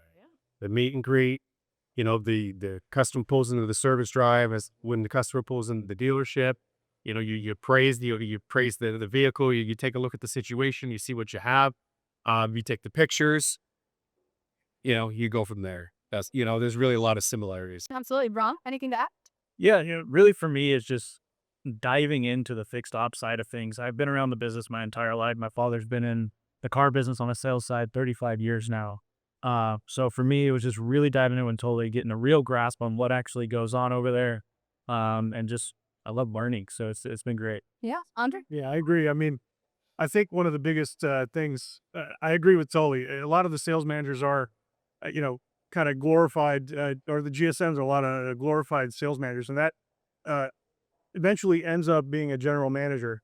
The downside is most of us in the sales business and as sales managers don't really know much about the fixed ops operation. I think, the best part about this is to see the big picture, the overall picture of what the dealership does and why what we do impacts them so much. Instead of just focusing on sales alone, we get to see every single detail of why it's important to the overall business, which is really good. Yeah. Now, you also train on the P&L statement. So how has this helped you to make impacts in business? I'm going to take that first. I believe that a lot of times when you're focused on the sales management, right? Or if you're a service manager, you're focused on producing hours or selling units, right? In F&I products. And our job is that if you look at what a general manager's job is one is to make sure his employees are happy and protect the assets of the Niello company, and of course make a profit. And what our job is to go over the financial statement is to understand that schedules are huge. I can't say it enough. Schedules are huge. I said that, Mrs. Toll, right? The goal is making sure, are we making a profit and doing the right things? And that's really a lot of the fun part of that. Educating, breaking down those bolts, showing them the financial statement, showing the impact of what happens when you have them. You're saying you make a lot of money and your schedules are overloaded. So I think that is really what we focus on a lot, is how do we make profit? And it's actually a lot of fun. So let's just, Justin, what do you think? Yeah, so for me, it was eye-opening to become a general sales manager for the Niello company because they do things so differently. They open your eyes to really a whole lot of, really the statement that we talked about, how to make money, for the dealership. And give our clients the best service possible that we can. So when you look at it, you really can break down every day of where you're at, and then you look at that morning and say where you need to be for that day. And it's very easy to figure out a lot of the service stuff when it comes to, your daily projections, what it's going to take to make a profit, what it's going to take to, to maximize your hours, because we sell hours in parks and cars, right?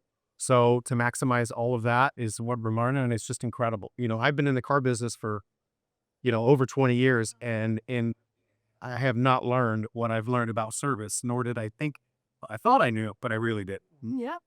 Andre? No, I agree. I think that, when Justin was just talking about making profit, I think looking at the statements really shows that even if, especially on the sales side, let's say it's not a profitable deal for us, but if you look at the actual statement and you look at the progress of the car from the time that it came in to the time that it was sold, it was actually profitable. And it helps us make decisions in that way, because just because, the sales department didn't make that much money, doesn't mean that car actually wasn't profitable from the time that went for service through reconditioning and ultimately on our front lines. So definitely help for sure. Of that. Eddie. How about summoning? Ronnie. Thank you. Eddie brought it. Yeah. So as a general sales manager, right, our job is to generate profit for the sales department, and we're looking at gross profit lines all day long.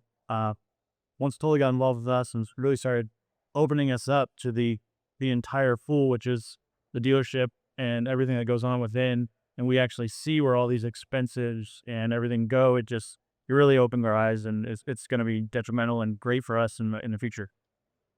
Wow.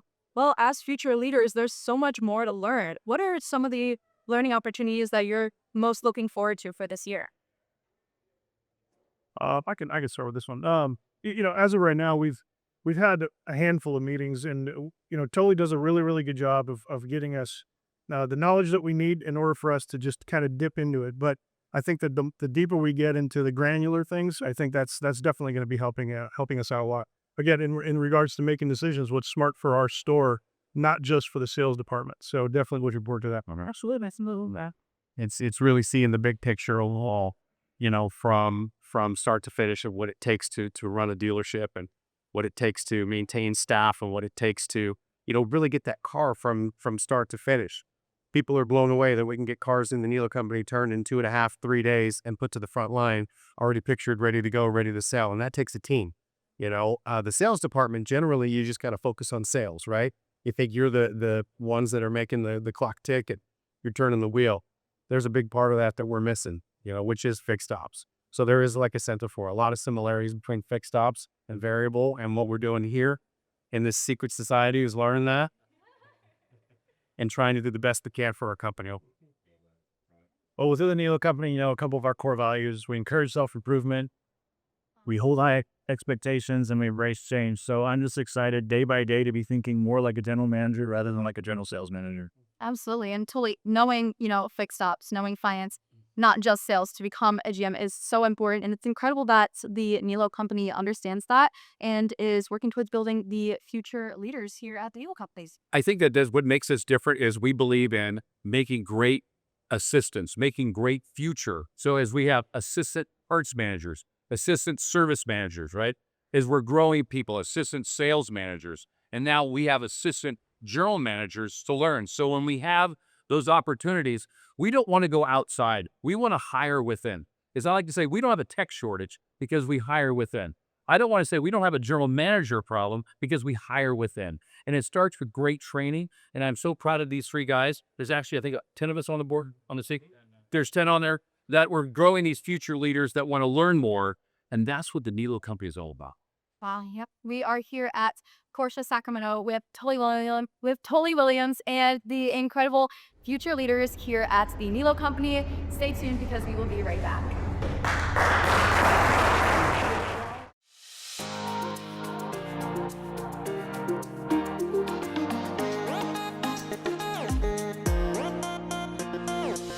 We want to and continue to become that epicenter for automotive education, training, thought leadership, and certainly placement of aspiring students for this industry. But it really is our silent kickoff party, as you're going to hear more and more about Northwood University Center for Automotive and Mobility Studies. It's a remarkable testament to the power of relationships, and moreover friendships. And today we've got remarkable panelists discussing all arrays of the automotive retail and aftermarket sectors. When the next generation millennials and Gen Zs are entering the workforce, they want to know more about career development, professional development. Where do I go from here? Stay curious. Our industry is changing so fast, and I know that the technology that's out there is going to change the way we look at the world very, very soon. I think when we look at each other for solutions, you get incremental growth, but when you look outside the industry and look at what the big aggregators are doing, you can get exponential growth. You can leave here and you can get taught all this great stuff by the school, but what's going to separate you guys is the first link in the chain. It's your willingness to activate it. We are better car people. Every missed lead is a missed deal. We'll show you how to connect with modern customers. We're calling the right customers with the right message at the right time. And it's funny, if you call them, they will respond. Better Car People Sales BDC delivers reactive lead management, proactive campaigns, and long-term engagement. Welcome back. My name is Brooke. What can I do for you today? I want to bring my car in. Sure, one moment. It has electrical problems. Let me get that appointment booked for you. Brooke lets you focus on service lane customers. Thanks for calling. Have a great day. I was able to purchase a store in White Plains, and that store has gone from 200th place in the United States of America to now the 33rd place in the United States of America. Better Car People can give you the tools, the resources, and the confidence to hit your team's performance goals. Supercharge your sales process with Better Car People Sales BDC Solutions. Connect with us today. From day one, my owner has treated me so well, like one of the family. When you maintain your car, it'll take care of you too. So visit bgfindashop.com. Be good to your car with BG. Visit bgfindashop.com. Fuel up for an interstellar odyssey. Welcome back to the Fixed Ops Roundtable All Systems Go event.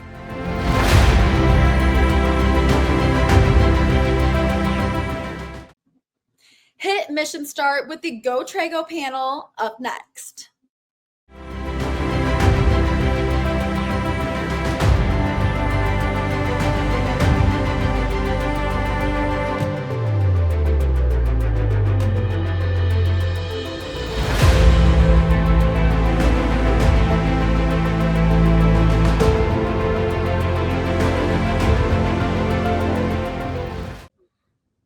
Welcome back to the Fixed Ops Roundtable. I'm Sarah Vantine here with Ted Ings and the Go Trego panel.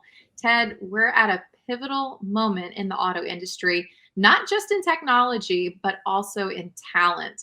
As consumer expectations evolve and digital disruption accelerates, the new way we hire, train, and lead our people has never been more important. We're here today, Sarah, with Cobi Collins and Mike Grubich from Go Trego. Both of you, welcome and welcome back to the Fixed Ops Roundtable. Thanks, Ted. Thanks for having me. So, Mike, let me start with you, if I may. The president of Go Trego. Okay. Mike, how do you see the future of work showing up in auto dealerships today?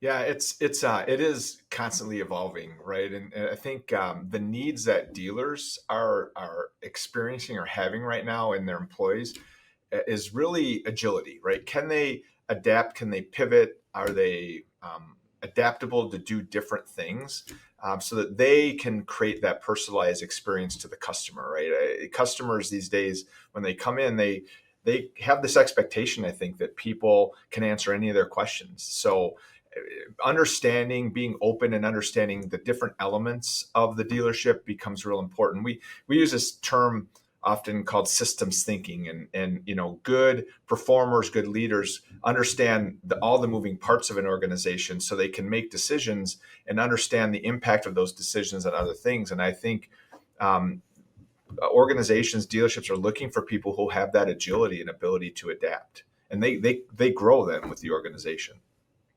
So just to tag on to what Mike was saying, Brian Benstock actually just wrote an article about if he could do it over, if he was starting today, he would create his dealership as a command center first and foremost, and not worry about the $1 million coffee bar.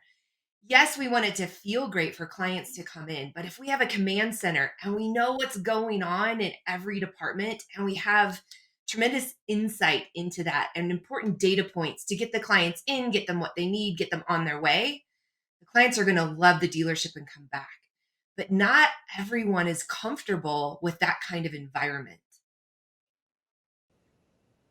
Cobi, I'd love to piggyback off of what you just said, because you've had a lot of experience, not just in automotive retail, but also in family business and in auto racing. There's been a lot of different components where you've had really firsthand experience at seeing what happens when hiring looks right for an organization. So what does an agile, future ready workforce actually look like in the automotive industry? So Mike and I both have this really unique experience that connects with the auto industry, and we understand so much of the industry is legacy driven. It is their family businesses, and they're small and mid-sized organizations, which make up 98% of business in America today. So critical to our economy. But what we know about people is that not many people love risk and change. They need to take care of their families. They need to know that they can come to work and earn a living. And so when the market changes, when customer buying habits change and we can't predict them very well, team members can become fearful, or they can second guess themselves or not trust where the organization is going. And yes, I grew up in family business. I grew up in auto racing and auto mechanics, and also in construction and heavy equipment. And my families had to be so good at recognizing talent and staying connected with their talent, investing just little bits of time to understand their people and make them feel secure and valued. But really, the only way we can do that today is with critical data points. And Mike is a master at that. So Mike, I want you to piggyback here and really talk about how you have seen the impact in the organizations that you've led, because you've led ginormous teams.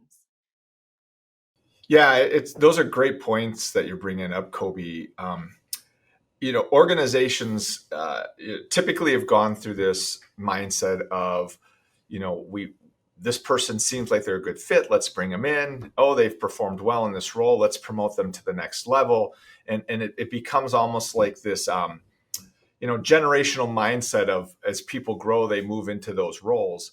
And what organizations are finding is that it doesn't always work out that way real effectively. You got to look at the capabilities of people, not just in the role that they're in, but where are they going? What can they do, and compare them to success profiles in successful performers to see if they're a good fit. In my experience, some of the biggest mistakes are made in engineering and in sales. Great engineers, great creative designers get promoted into managers of engineers, and they fail miserably. And quite frankly, they're miserable because they don't want to be a manager. They want to just design. Or great salespeople who are making a ton of money selling and enjoying that element of their job. They get energy from it. They get put into a regional manager of other salespeople, and they fail miserably because they're not enjoying it, right? So it's kind of stepping away from what makes sense, because a good performer probably is going to do good in anything that they do, to really finding right fits. And organizations that are doing that, they have a sustained pipeline, and people stay with those organizations, and they make more money and they save a lot more money because they have that consistent pool or pipeline of talent. Yeah. And wouldn't you agree that we have to build a team that trusts each other when there is change on the horizon and we don't know exactly where it's going to land, right? And so what's great is that we don't have to depend on politics, and we don't have to depend on other people's decisions to build a successful, trustworthy team.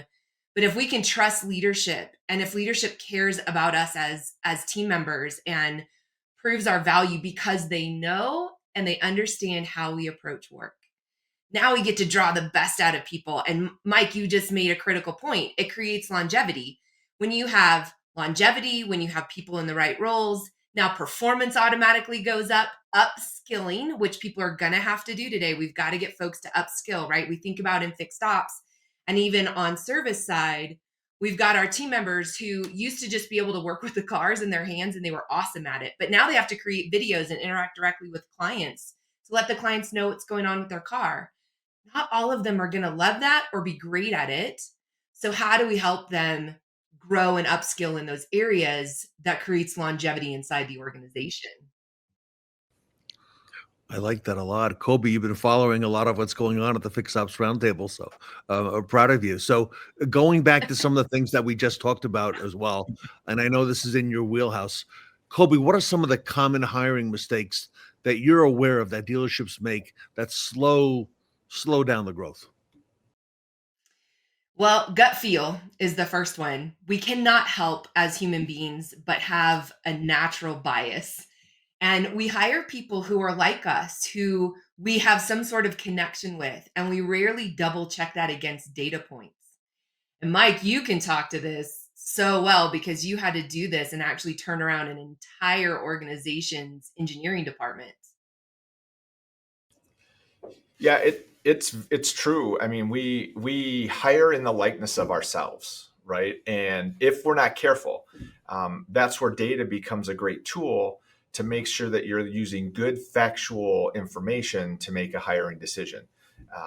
It's real easy, right? I know that I was successful because I took these 5 steps. It worked for me, so I'm going to hire other people like me who did that.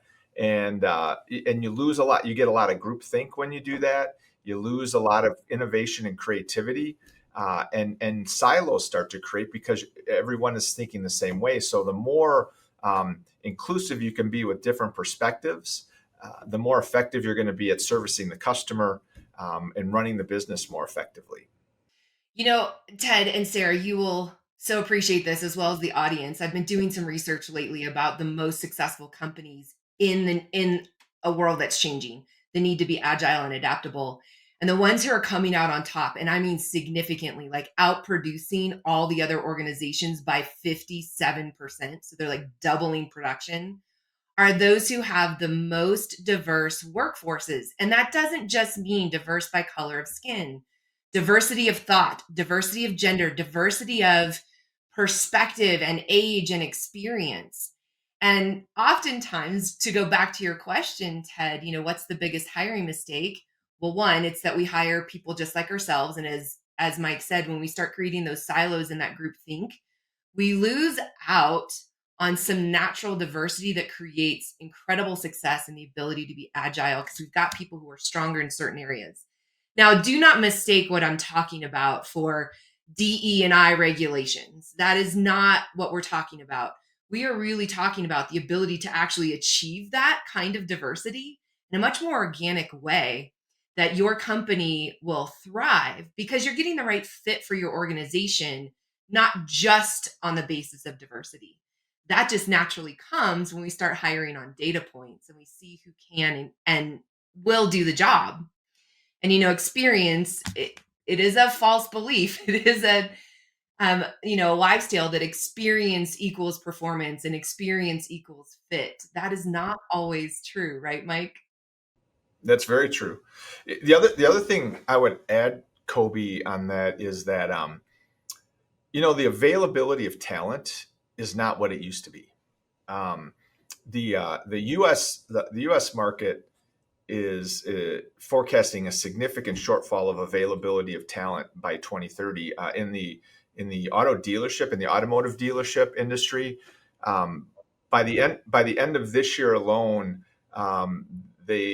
the statistics I've seen is just around 2 million shortage of available talent for what's needed in that industry globally, with a huge focus on that service technician or that technician side.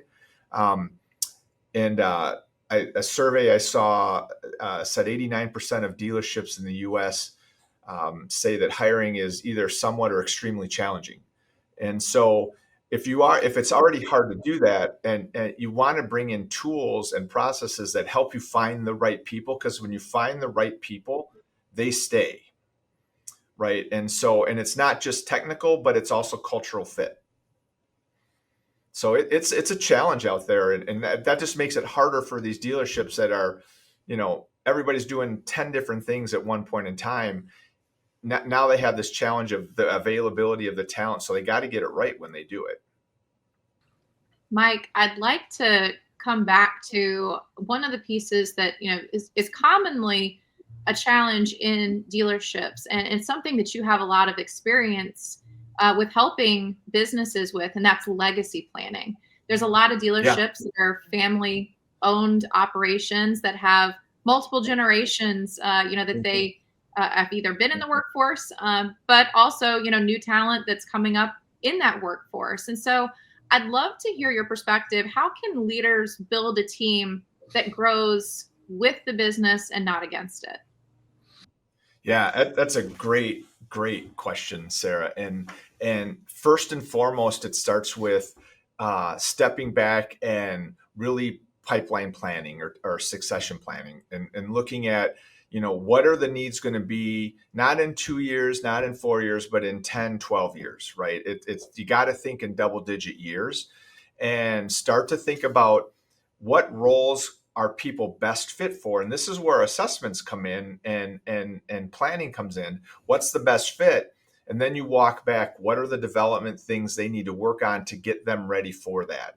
And in family businesses, you add a lot of complexity, because depending on how many siblings there are or relatives there are, that can get competitive and complicated in a lot of different ways.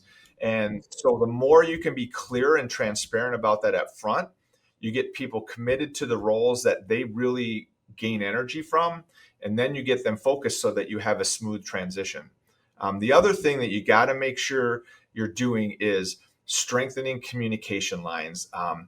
It's what happens a lot of time in organizations and family organizations is the current generation decides now's the time I'm done for whatever reason, right? They end and the next generation comes in. You hope that it's not because someone passes away or something like that. You hope that there's a long enough transition time, but more times than not, they don't communicate enough, and they kind of get caught in a little bit of a vicious cycle as to who's going to do what. Now that I'm doing this, what are you going to do? And conflict kind of starts to kick in. So the more you can be transparent, communicative up front, and get people on a plan with their development, the easier the transition goes. And it's easy for me to describe. It's very complicated to get in place if you're not planful with it.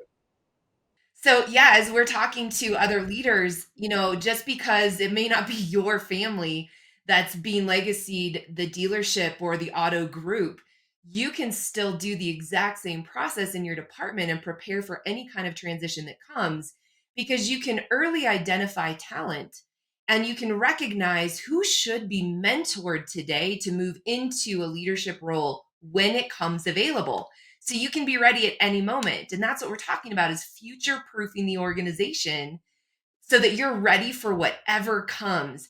And as you mentor those leaders, then it's not a surprise, or it's not sudden, oh my gosh, what am I going to do? Because now we've got this opening and I don't know who should go in, but so-and-so's been here the longest, or so-and-so's hitting their goals faster than everybody. And to Mike's point earlier, we can easily promote top performers into people leadership roles when they never want to lead people and they're not really built to do it very well. And so we create a failure point instead of being able to plan strategically. So even as family legacy planning comes, every department leader can do the same kind of planning. And then that supports the family legacy transition, and the whole organization is then ready for whatever comes next, whenever it happens. Let me ask both of you this. I'll come to you first, Cobi, and then Michael, if you don't mind to bring it home. Cobi, what would you say to dealership leaders watching today on the Fixed Ops Roundtable who may feel stuck? We all feel stuck at some point, okay? Or overwhelmed by talent challenges, because those are very real challenges. True. Mike, I'm going to let you hit this one first. Those who are overwhelmed by the talent challenges, I would say the first thing I would do is step back and look at what are the things that are add the most value? What are the things to focus on first? Try not to tackle everything at once, right? Whether it's a most critical role or it's succession for leadership, or it's finding the right culture fit, whatever it is, focus on one or two things at a time. Don't try to tackle it all. That's the first thing I would say. The second thing I would say is step back and ask, why is that happening? Are there systematic issues happening in your dealership that is causing or inhibiting your ability to either attract or keep that talent? And look for that core cause as to what's driving that talent challenge, because then you'll fix it, right? It's a lot of times we react to symptoms, and before you know it, we're just putting Band-Aids on the problem. We're not solving the problem. So be very intentional. No different than if they're doing an analysis on a car, right? They're gonna do a full inspection, look at every element, find out what's not working before they make a recommend for a fix or a resolution. You got to do the same thing with your people. What's causing the problem? And then we fix those things so that it fixes the problem, not just the symptoms. And I would add to that, please remember you are not alone. I know as leaders of an organization and a department, you are hired and put in this role because you're really good at solving problems. And that's your job, is to solve problems. And you probably do it really well. But you are not alone. And if you just want to have a conversation, you want to ask some questions, you want to figure out, how do I do this analysis? How do I do an end-to-end, just like we would nose to tail on a vehicle? How do I do that, right? It's easy when you drive the car through the bay and you've got cameras everywhere, and then you've got your mechanics looking into it. So you're not alone. Don't feel like you have to solve this problem by yourself. That is why we have joined with this organization and with the Fixed Ops Roundtable, to know you've got experts in your corner. This is what we do all day, every day. And we understand that even just the personal and the emotional challenges that come with challenges at work. And so we want to connect with you and just have a great conversation around those things. But you're not alone. We know you're good at your job. And if you can add an additional expert, a tool to your tool belt, one more camera that answers that final question for you to help you see further into where the problems are, that's what we want to help you do. Well said. Sarah, I think back to that panel we did with the technicians when I asked the question, what's the most important skill today for a technician in dealership? And that one young tech sitting right next to me, I believe his first name is Lucas, said it's the video multi-point inspections and taking that video. Sarah, it's really that top skill, if you had to translate it, is adaptability, because he's saying change is constant. They're seeing it in the shop. Cobi, you're talking about, we're seeing the change all throughout our lives in business and dealership, and never more important to be looking at these things than right now. So, Cobi, it is a people business, isn't it? It is. We have to we love cars, right? We love cars, but we have to also love people, maybe a little more. Yeah, absolutely. All right. Well, excited for what's ahead with Go Trego. Great to meet the team today. Mike Grubich, Cobi Collins. Cobi, I see a new vice president title there behind your name. So congratulations to you again on behalf of the Fixed Ops Roundtable. What a great time to be in our industry. Sarah, I learned a lot on this one, and I think we're going to have a lot more to come this year. Yes, Ted, and you encapsulated, and Cobi, your statement, we love cars, but we build businesses around people. That is such a true statement and across all of our industry. And if you want to learn more about Go Trego, you can contact Cobi Collins in the ticker below. Her information is in there, or you can also visit gotrego.com. All right. Thank you all so much. It's such a joy to be here. Thanks for having us. We appreciate it. On behalf of the Roundtable, thank you so much to Go Trego, everybody. Go Trego with us here today at the Fixed Ops Roundtable. Do you want to provide your customers with an exceptional car buying journey rather than just a transaction? As Carl Sewell advocates in his book, Customers for Life, The key to ensuring customer loyalty lies in delivering an enjoyable and memorable experience. And that starts with assembling the right team. But how do you guarantee that you're hiring the best talent for the job? According to Sewell, one of the most effective methods is using a pre-employment assessment called the Trego Personnel Survey, which consistently identifies top talent and transforms company culture. While many dealerships recognize the importance of recruiting top talent, the challenge lies in identifying such talent during the hiring process. Enter Go Trego. With over 40 years of research and expertise in the auto industry, Dr. Trego and his team have been instrumental in helping clients like Sewell and many others figure out if the applicant can and will do the job. We adopt a scientific approach to evaluating candidates' behaviors and accurately predicting their job performance. Say goodbye to the frustrations of dealing with subpar hires. With Go Trego, you can transform your staff into the happiest, friendliest, and most reliable team your customers have ever encountered, ensuring customers for life. Let Go Trego guide you in selecting the perfect talent for your organization.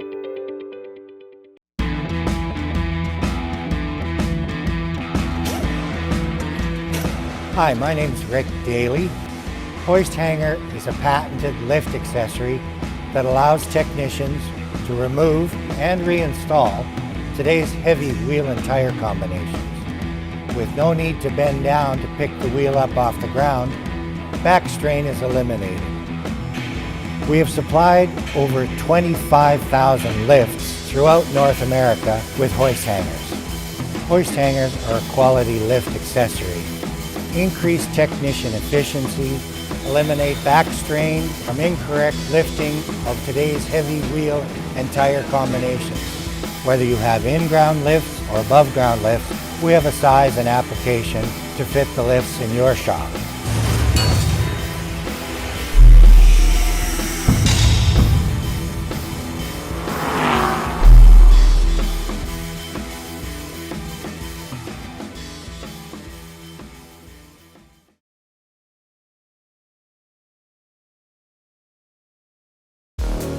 We want to make it so that every automotive dealer can use AI natively and effectively to enhance the abilities of your employees to do their job. When we look at the ROI, one of the things that we know is that if you can communicate to a customer on a missed phone call in 15 minutes or less, that drives up profitability and customer satisfaction. So not only does our AI engage that customer on a missed phone call, it also creates a workflow for the employees to get back to the customers with predictive intelligence about what they need to provide to the customer to handle the situation as it arises.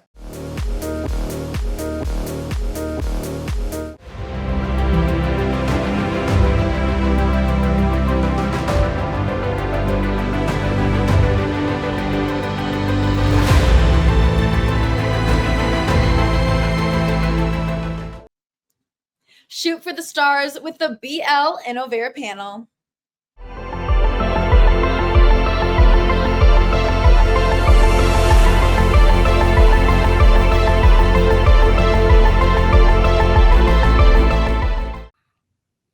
Welcome back to the Fixed Ops Roundtable. I'm Sarah Vantine here with Ted Ings, and we have an incredible panel assembled, the BL Innovare panel with Carol Kilner, CEO, Don Andres of SCT Consulting and Training, and of course, Tully Williams of the Niello Company. And Tully, I think I want to kick things off to really set the stage for our panel today, because we've had a lot of conversation recently around videos, and you have some of the most incredible insights regarding this. So go take it away. Well, thank you so much. I mean, it was great to have that great pop-up event that you actually got to come out. So thank you, Sarah and Ted, for coming out to that world event, is what I like to say, at our Porsche store. But here's the thing about information. Vehicle inspections are the key. Remember when it started with a piece of paper and a pencil and they would go straight down the line, no credibility at all. Trust was a zero.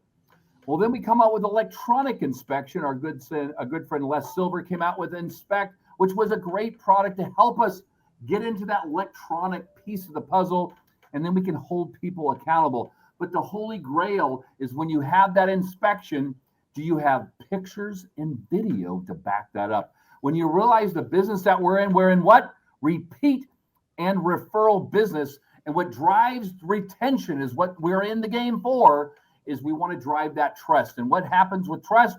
Pictures and video show it. So then that will become less of an issue when you're trying to ask for it. And of course, you have to sell recommendations. We'd sell our family members.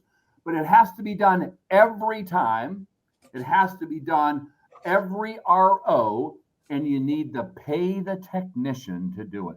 And when you pay the technician to do it, and when it's a requirement, then you can hold them accountable to have these great pictures and videos that you guys were able to witness as we've been profiling some of our superstar events. As we do contests at least once or twice a year to drive those great videos, which in turns helps them sell more hours with the car that is on the rack and not in the parking lot. Very well said. Don Andres, you've been traveling the country working with a lot of dealers. What are you seeing out there right now, especially in terms of building trust and transparency? Well, it really comes down to this level of engagement very early on in the process, right? So we have our appointment, we've prepared for it. We may have looked at the history and saw if there were some things that they had declined on the previous visit. We want to be able to talk about that. So I want to get all my work done in terms of all of that prior to the customer coming in. So I'm not just simply behind a PC typing away, doing what I do for a living, as opposed to really listening and engaging the customer and talking about some things that are important for the vehicle. It's so powerful what Tully is saying, this idea of now they visually can see the concerns, and whether it's brakes, whether it's tires, or whether it's an oil leak, or whether it's a torn CV boot and things of that nature. But never discount the fact that the advisor still has to be the one to get them up to speed on what they're looking at. So people, what we've learned over the years is that people don't necessarily know much about cars beyond, I need to change the oil, I need to rotate tires, and maybe an occasional brake job. And here's the real secret: they don't necessarily want to know. They don't want to know. So when you get an engaged advisor that says, hey, my job is to get you up to speed on these things, and you'll be able to see firsthand, and you and I will walk through what we're looking at. When we're talking about inspections in the drive, there's some tools out there that can do alignment checking and things of that nature, but you still have to be holding a piece of paper and saying, here's what we're looking at. And they need to get up to speed on that. Once they are, they almost immediately see you as a value as opposed to somebody trying to sell. Do you want it? It's due. No. Hey, these are things we want to get you up to speed on. So the really quality shops, the ones that are really hitting their marks, aren't just simply using technology today to now make it easier for the customer to see things. That's great. But if I don't have engagement, I still don't have trust. And because I'm not sure, I say no. It just happens. I tend to say no if I'm just not sure. So we want to know that going in. We want to make sure that we're prepared. And then we want to truly be able to have an engaging conversation. Here's what's going to happen today. Here's what you can expect that's going to come your way on the cell phone. And you and I will walk through that and get you up to speed. And then whatever you decide's great.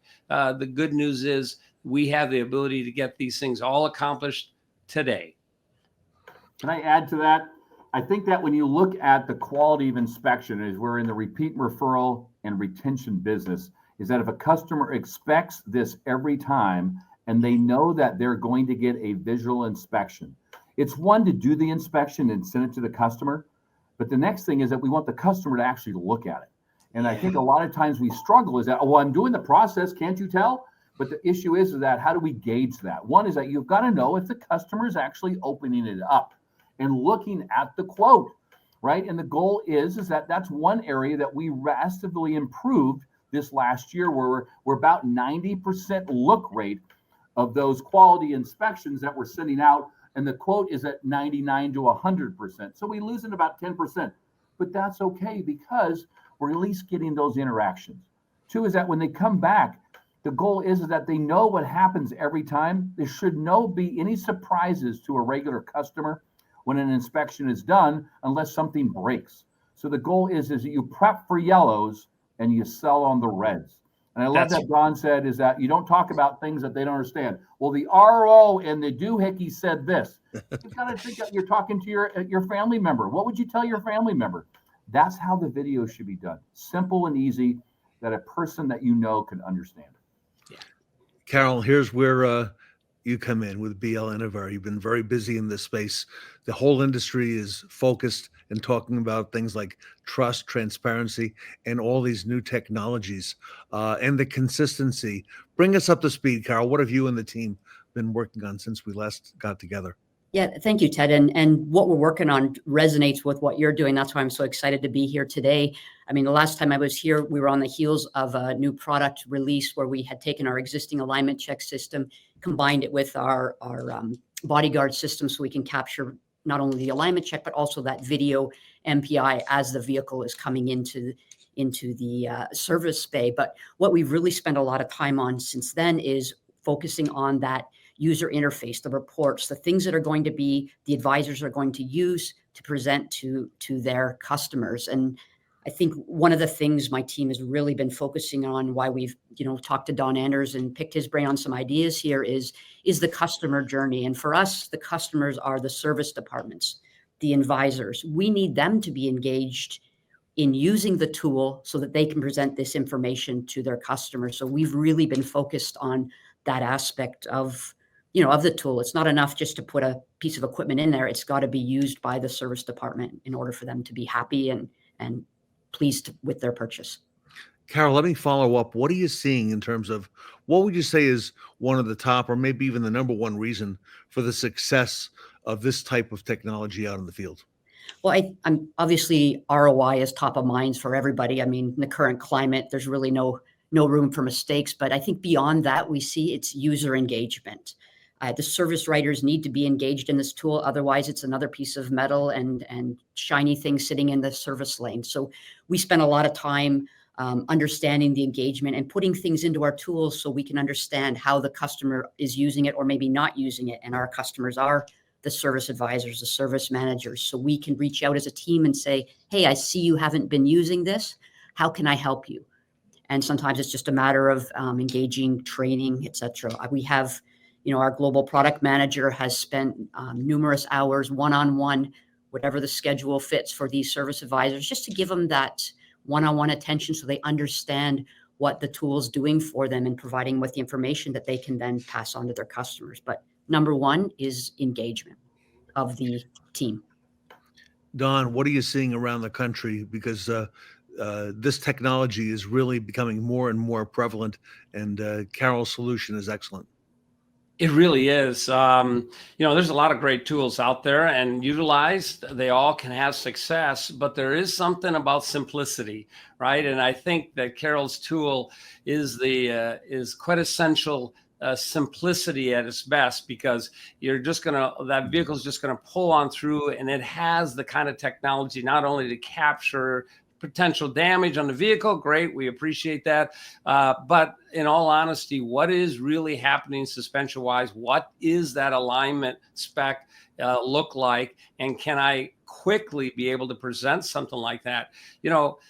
I'll be honest with you, it isn't hard to sell alignments if you are believing in the fact that these things need to get done to vehicles. One of the biggest problems we have with writers today is they don't understand how valuable catching alignment issues early are.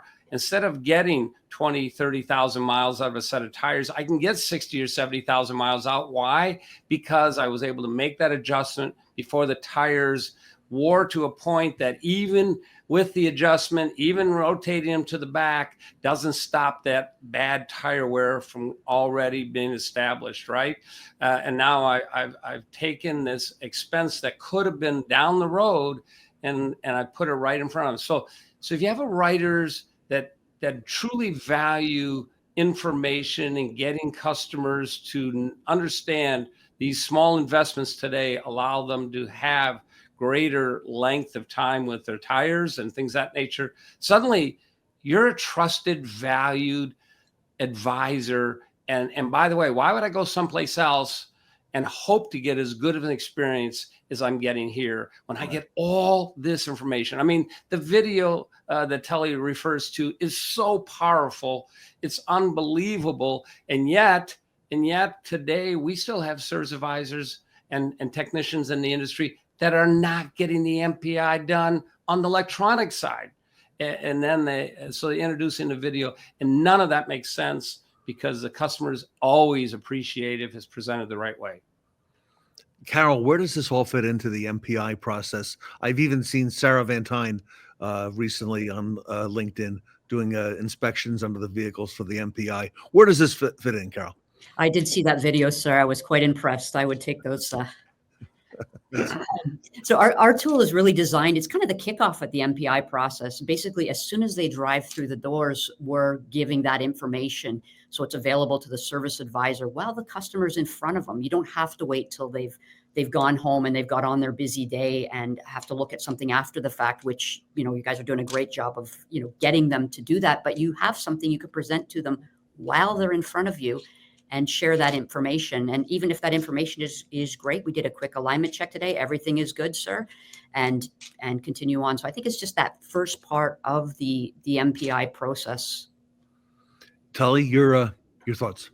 I thought Carol said it well, is that, we got to get people to use it, right? And I think that when I'm going to call it a mindset. And, one CFO from one of the largest dealer groups in the world mentioned that he doesn't believe his fixed ops department has a mindset. Yes. And the mindset is that what are we doing, and we have to do it right. And if you don't have the mindset, maybe you shouldn't be here. And it was a shocking article, which we actually had a great meeting last night with my service leadership team, and we talked about that. Do we have the mindset? And getting back to what Carol said, is that we're trying to get people to interact and use it. That has to be 100%. 50% doesn't work. 75% doesn't work. 90% doesn't work. If you have a process in your driveway, ensure that you're doing a process. Have the car inspected for damage. Have the car inspected for alignments and tire wear. That also means that it has to be done 100% of the time, and it has to have that your employees are bought in. I don't need any fake bought-ins. You're bought in or you're not bought in. And when we talk about the product, you guys got to talk about it. Is this the right product for us? And if it is, we're all in. And that, to me, is the win when you get products to use and use it well, is that we all believe it works. And of course, you track it. Sarah, in other industries, as part of their check-in process, it's not unusual to undergo an inspection like this.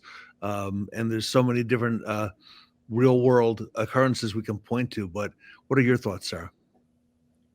Well, I love that you brought in the analogy from other industries because, I'm thinking a lot about, triage as it were called in medical, but that's really what you're essentially doing here. You're creating more efficiencies for your service advisor to have that beginning communication and kind of get the pulse, get the vitals, get the baseline information of the vehicle. And I think that goes a long way with customer expectations. There's a lot of challenges when service drives have busy, high volume days when, there's holidays coming up, there's spring break coming up, there's all kinds of things with summer vacation plans coming up. And, customers can get very stressed out in those check-in processes, and it's high stakes for advisors too. So, what Carol has created with BL Innovare and all of these different solutions and these tools that fit into that MPI process, it just gives the dealers another way to really triage these vehicles and kind of get that information initially into the system and have some baseline stuff that you can talk about. Carol, this is becoming more and more accepted, as we go deeper into it, with these inspections. Your thoughts? Yeah, we're definitely excited about this because we developed this technology, I think, at a time when it was a little bit ahead of its time and didn't really know how to engage the right people. But now, it's obvious there's lots of people out there doing this kinds of technology, and everybody has a different use case, a different fit, and there's lots of room for players out there. But I think the thing is to find the tool that fits your needs. and your goals and that return on investment. I mean, nobody's just throwing money at technology for the sake of it. It has to drive revenue and cover that. Don, what stands out to you in terms of BL Innovare? You've seen a lot of what's out there and what's available to dealers, modern tools that are available today. Yeah, probably ROI. I'll be honest with you. When you have a tool that can immediately get an approval for a labor item like an alignment, and you can keep that alignment rack full all day long, because in many cases, these are set to toe and things of that nature. That's all that's needed. This becomes quite a cash cow. So now I'm padding people's paychecks when they've got that tough diagnostic work. And now I can add in this deal where I can go in, make those adjustments, pad my paycheck. Techs are embracing it, but you get this great ROI now, this great, yep, we invested in this tool. But that tool had paid itself off a long time ago, because on a consistent basis, we're able to see a real actionable product sold, which is the alignment, out of something as innocent as that. Now, you also have the photographs. Tully will tell you there is nothing worse in the world than having an accusation at the end of a service visit that wasn't here before. And that scratch wasn't necessarily discovered by the driver because it's on the right side of the car. They get in on the left side, never get to the right side of their car, except for when they come in for service. And now suddenly they've walked around it, and for the first time they're seeing a scratch. So it's not as if they're accusing anybody. They just haven't seen it before. And so now these innocent little things suddenly become very, very expensive. So that's I guess a cream on the top that allows that to have a great tool for that as well too. But I love the ROI on this tool. Absolutely. Tully, what appeals to you, in terms of your needs as a fixed ops director overseeing multiple service drives? Well, a couple things. I think I'll piggyback on what Don said, is that when the car drives in, our issue is to make sure that we inspect the car for damage. I would say, we've got to make it where it's done right, because the goal is that we don't need the customer upset the day one. And right now we walk around the car, we have these photographs, and we're taking pictures of the car. And, what are you doing? Well, I'm making sure you don't sue me over a scratch. Oh, I'm sorry. Right? I mean, let's just be honest. Let's say it out loud. But the issue is that if we have a way to have that car come in and those pictures are taken, the customer knows what we're doing in a nonchalant way. And why did you do that? We're just reassuring that we return the car in the same condition that we got it in. That there takes away all the issues, because now the customer knows that when they come in the driveway. To me alone, this is a huge investment. And that right there can save you tons of money, and most importantly, save you customers, because even though, like Don said, they don't look at the right side of the car, they're still going to blame you, and you don't fix it, they're not coming back ever. And in turn, that scratch that might cost you a couple $100 or $500 actually cost you more than that, because they will never buy that brand again from you, and they will never have service with you ever again. So to me, I look at it as we're protecting the customer's investment and reassuring that the customer that we are going to do it right. To me, that is the biggest piece of the puzzle. Now, the alignment check, to me, is a bonus. Now, some people might say differently, but I'm trying to make sure the customer understands that we're making sure we're inspecting that car. And as we look at tire sales, and alignments tie into that, to me, tire sales is crucial for that repeat and referral business and driving retention. And we sell a tremendous amount of tires as we aggressively do it, is that we're buy 3, get 1 free. We'll tell you you're not making any money on tires. Congratulations. We are not, but I sell at 60 to 75% all red tires. Right? The goal is that I don't want them to ever go anywhere. Why do you want to go to a tire shop when you're sitting on a folded chair that's sticky with magazines that are 10 years old and you're waiting? The goal is that if I come in the driveway, we're inspecting the car, we're making sure there's no damage, done. Confidence in that. Next is that we're inspecting tires, we're having alignment check, we can have that conversation. They should already know if they need tires if we did the inspection properly last time, because it would have been in the yellow. And of course, our BDC would have called those people as well. So it's not a surprise. And the goal is that we close them at 75+% on red tires, so they don't go anywhere. We'll beat any price because we're buy 3, get 1 free. To me, that's where it's going to be a winner for everybody, but you have to embrace it. Carol, where do we go from here? I think we've been building game-changing technology for 20 years now, and I think we've been pretty quiet about it, maybe too quiet. There was a time when we thought if you build it, they will come, because we've been a product development company, but we know that that's not enough in the market today. There needs to be that engagement. You need great tech, but you need a company that's going to be there to help you implement it, prove the ROI, train your team, and make sure it fits the lane, the process, and the goals. That's kind of who we are as a company. We're not flashy. We're basically committed to value and to technology that kind of earns its place in the lane every day, and it pays for itself. I think that's delivering reports and information, data and videos that gives the service team the confidence that they can have the right conversations with the customers. So I think, where do we go from here? I think forward. We're excited. We have purpose. We have energy, and we're really focusing on that engagement. And I think, being part of this roundtable is part of our plan. It's a conscious shift that we're trying out there to engage the leaders in shaping the future of fixed ops. And we're here to listen, contribute, and partner to drive change. We want to bring back your 35% that was there in 2023 that's down to 30%. And you do that by building trust. And I think, Sarah, you said it very well in your article that, the video, and I would add data to that, helps build that trust. So, yeah. Sarah, you've seen it since the early days at the Roundtable when Tully came out to one of the first ones we did on the West Coast. You've seen that the dealers are looking for a better way and better practices and best practices and want to share that success with each other, Sarah.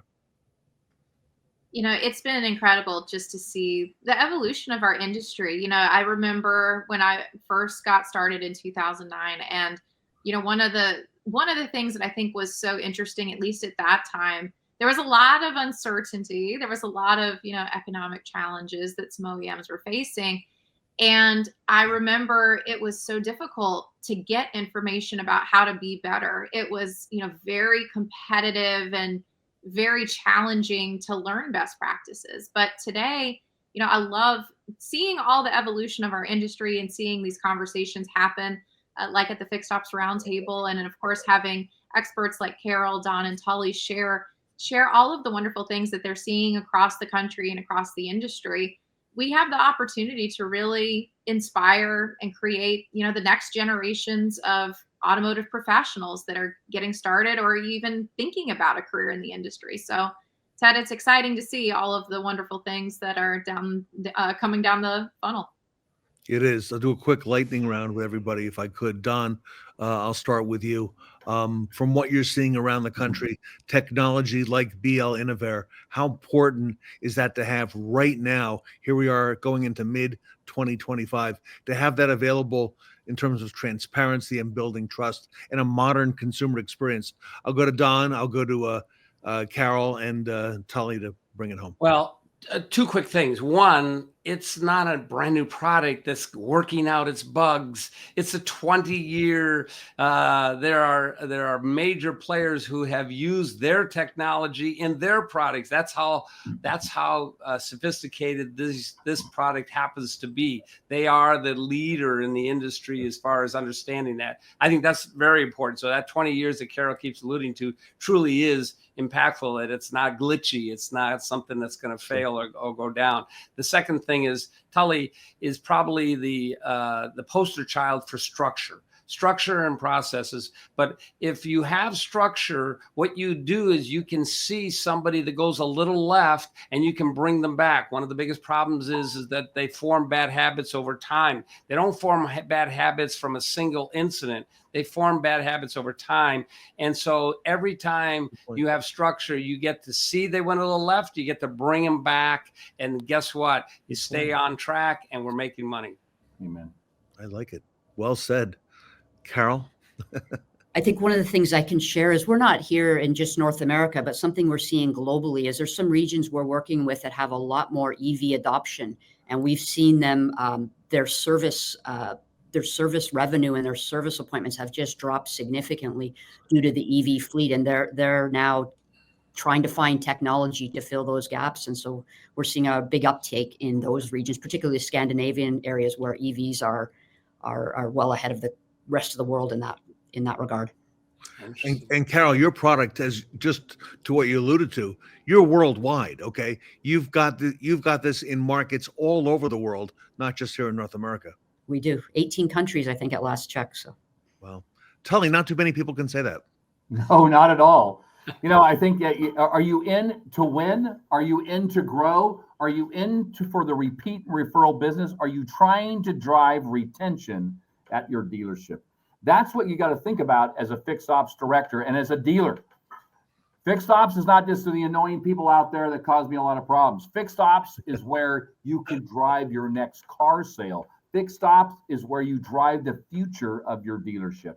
And as products like Carol has here today, that helps drive repeat and referral business. It drives people to trust you. Having certain things that we do every time drive it. There is no excuse why you should not have great products. But if you have those great products, you need to use them. And I love that Carol said, we've got to have customer engagement. We got to have your employee engagement. For you to grow this next year, for you to grow for the next 5 years, is that you have to embrace technology and make it work at your store. Sarah, do you want to have the last word on this? Well, Ted, it's incredible to hear all of the amazing things that BL Innovare has been accomplishing. And again, they have just such a long history of being in the automotive industry. So they've seen a lot of changes, but a lot of innovation in that time. And I think it's incredible to have a partner that has that kind of track record with being in the industry and seeing all the different pieces come into play. So it's been an incredible panel today, Ted. I think Tully and Don, of course, always have amazing insights, but it's always a pleasure to have Carol as well. I agree. Carol, where does our audience go if they have questions on how things will work in their particular circumstance, their dealers, their groups? Where do they go to ask questions? How do they learn more about BL Innovare and what you could do for them? Yeah, my email address at the bottom of this cast here. Reach out to me directly. Go to our website. I'd love to talk to you or connect you with any of my product team. We'd love to discuss your goals and see how this product can fit into your service. You got a great team and a great product, Carol Kilner. BL Innovare, everybody. Leaders in vehicle inspection systems here, a big part of the Fixed Ops Roundtable family, and certainly earned our good housekeeping seal of approval. So congratulations, Carol, on all the success you're having. Can't wait to hear more as we move along. Don Andres, thank you so much for being a big part of what we do and contributing. Tully Williams out on the West Coast, thank you for all you do. And Sarah Van Tyne, great work as always, so appreciate it. Everybody, the BL Innovare panel here with us today at the Fixed Ops Roundtable.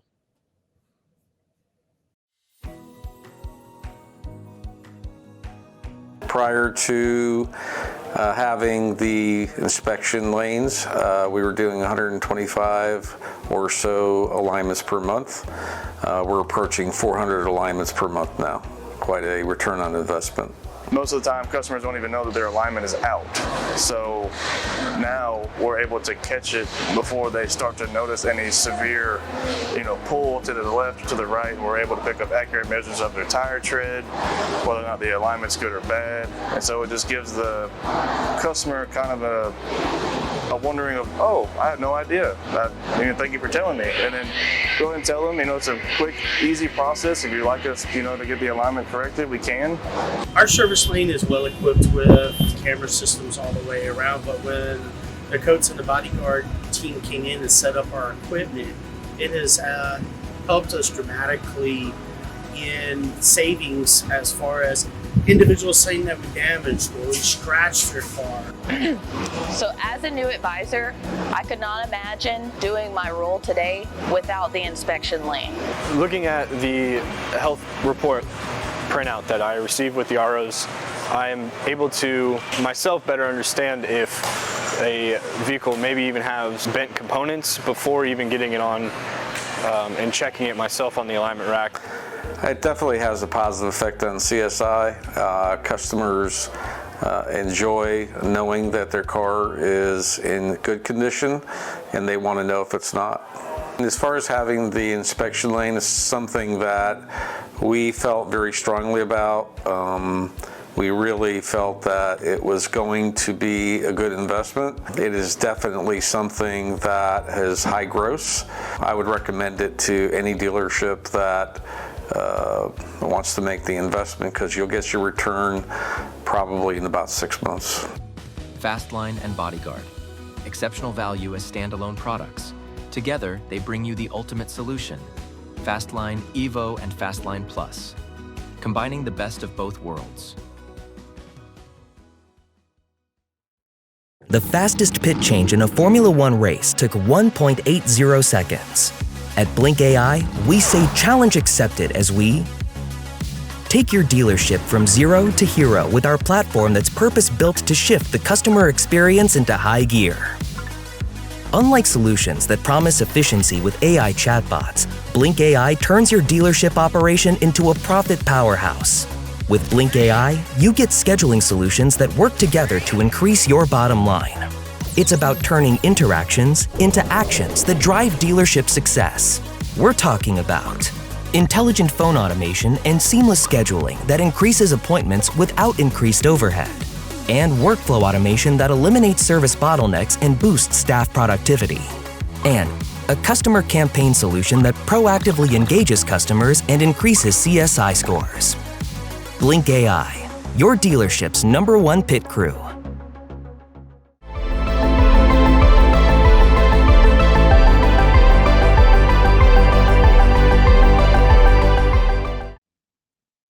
You shouldn't have to search between the stars to find out where the used car is. Just tune in to our next panel with Rapid Recon, filmed live at our Niello pop-up event.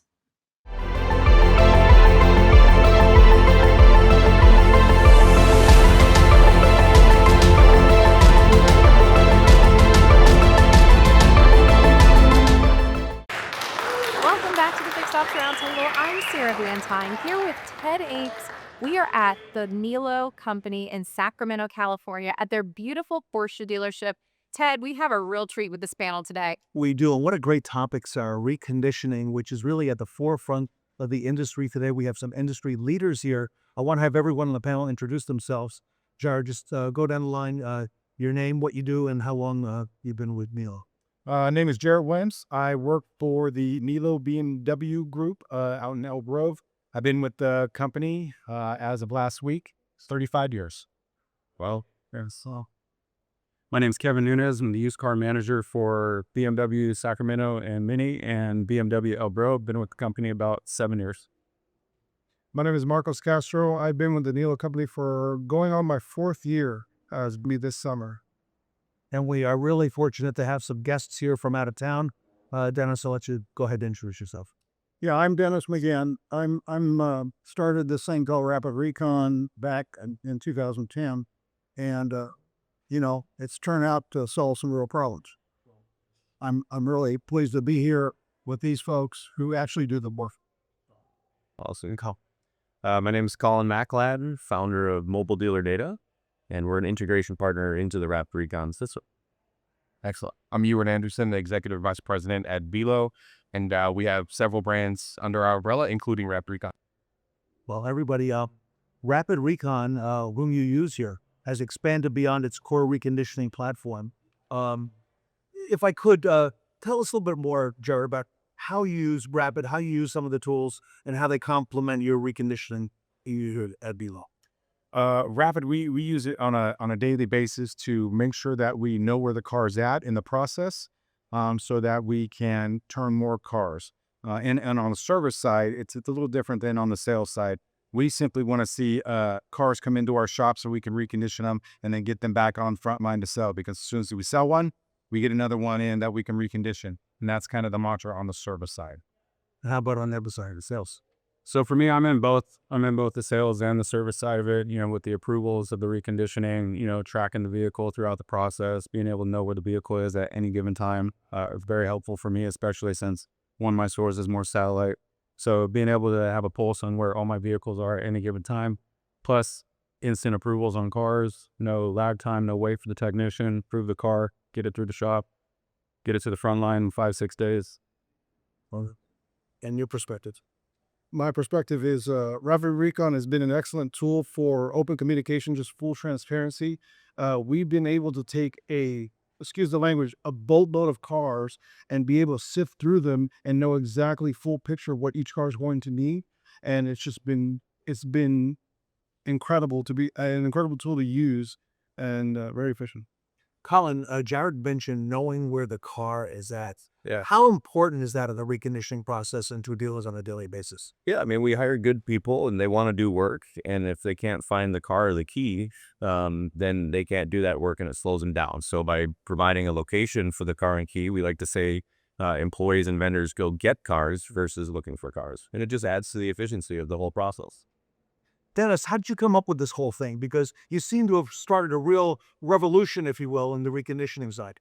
Sure did. Well, I was actually challenged to fix a problem by a dealer in the Bay Area back then, late around 2010. But the problem that was pointed out to me, he said, "Hey, Dennis, come here, look at this." He said, "I can't tell, how long these cars have been waiting to be reconditioned. I have to go out and look at how much dust is on." So there was no accountability at all. And so I went out and asked a bunch of people I knew in the industry already, because I'd been around it. And they said, yeah, well, at first they would say it's 2 or 3 days, don't bother me. But they didn't really know. It was all kind of a cover your ass kind of thing. But once I got going and we built something that could be used by these guys, I started to get a bunch of people saying, yeah, you're right. We don't really know. And as it went on, we started working with groups and so on, and they started telling us the real numbers. And it just blew my mind. The difference between what they would like to think to make themselves feel good or to not be embarrassed at a Tiger meeting, it's a couple of days. It's not. It's 16 to 18 days was the average for volume stores. So that's a lot of money. Where's this all going? Because for so many years, dealers, in fact, even today, some still use spreadsheets, Excel sheets to track the car. Where's all this headed, and how does this fall into the Velo umbrella? Yeah, I think ultimately it's headed toward profitability, and that starts with visibility. To Dennis's point, I think that the time of dealers kind of putting their head in the sand and not wanting to face reality of that 16 to 18 day average hold time is passing us by, and that ultimately starts with technology and making it easy for the folks that are actually doing the work, like this team on stage, to not have to try so hard to gain access to that information. Instead, have it presented to them. Have technology that makes that job much easier, moving forward. So it's a big hill to climb, but one that leads to profit in the pockets of dealers. Jeret, I want to come to you because the Niello company has created an incredible culture between their sales and service departments. So specifically with reconditioning and the used car process and service department, how have you seen the process evolve? The process evolves once you get out of your own way. The reality is that there's always been such a conflict, right, between a used car department and a service department or a parts department or a new car department. Once you realize that you're all actually trying to do the same thing, and you can all help each other, and you can all start to make more money because you are put down the barriers and started helping each other, it just benefits everybody. It benefits the company as a whole. So truly it is getting out of your own way and realizing that, he's here to support me, I'm here to support him, and if we all just do this together, we're gonna be really, really successful. Kevin and Marcos, your thoughts? I'm 100% agree with Jeret. The transparency, how we're all working together to try to get, like you said, the same common goal. I got to get that car through the shop as quick as possible. We get another one down right after it, get more cars in the shop, get in the front line, sell them quicker, make room for more. But just working as a team Like I said, the full buy-in with the tool, everything just working together. Recipe for success. Yeah, no man is an island, so we need to rely on each other from different departments to get to the end focus, which is reconditioning these cars, which is, getting the customer a good product in the least amount of time for the least amount of dollars. And it's just everybody's recipe for success to rely on each other. No man is an island. So when I walk into the doors, I don't see, I see all the different departments, but we are one entity, one dealership with one focus, and that's just to make the best possible product in the least amount of time for the least amount of dollars, and that benefits everybody. I want to ask our retail friends here one last question, if I could, sir. There's a lot of talk in the industry today about things like AI, right? New things that are coming up. I don't see this reconditioning piece going away. I think it's getting bigger and stronger. Your perspective at the start of the year. So there's always going to be a human element because what we're selling our vehicles to is not AI, it's to people. Yeah. So there's always going to be a person that needs to be either at the beginning or at the end of that transaction. And the cars are not going to be voice activated in regards to repairing itself. So AI can do whatever it wants to do, but at the end of the day, we still need our technicians to repair the cars. We still need parts departments to supply parts for the vehicles.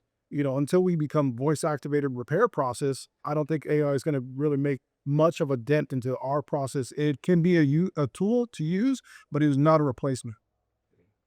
From your perspective, reconditioning? I can't follow that. That was pretty good. I agree with him 100% with that. You got to have the team, you got to have everybody involved, to make this happen. And I don't think it's going away. Sure. It's people business. So you got to have people to help people solve worry. This pure business. Euwart, I'll give you the last word. Where is all of this headed? Yeah, at the end of the day, I do think tying that question into the AI question, it's headed into enhancing the experience that a consumer has when they come purchase a vehicle from any dealership within the Niello family. It's not replacing that experience. It's enhancing that experience. So I think whether that experience is a purchasing experience, or if that's a trade-in experience, and seeing what the reconditioning process looks like from A to Z between those two steps, that transparency at the end of the day is going to lead to profitability for the dealership. So us doing that together is where it really happens. Everyone, I want to thank you for all your contributions, everything you do for retail here. Dennis McGinn, I want to thank you especially for having brought this to light so long ago and been so tenacious and making sure that it comes to the forefront. So congratulations to you and Velo as well, and Mobile Dealer there on all the great work that you gentlemen are doing as well. And the Niello company, of course, because you're making it happen, right? As the customer. That's right. Without them, we don't have any business. So that's right. All right, Sarah Van Tyne and I are here at the Niello company. We're in Sacramento with the leaders of reconditioning. We will be right back.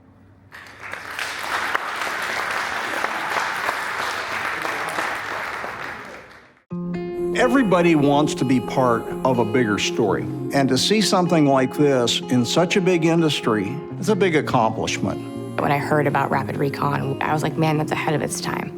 Rapid Recon is the one software that unifies all the departments. You're going to go from chaos to organization. The whole idea is to take 15 days average to get these cars ready to sell and take it down to 3 to 5. It's live. You can log into Rapid Recon and see exactly where you are. We're processing 2,500 cars a month. You need technology to make it more profitable. And we know the pains that dealers are going through because we've lived it. We get so much praise for our customer service, and it's because we genuinely care. If you want to be as efficient as you possibly can, you absolutely should have Rapid Recon as your system.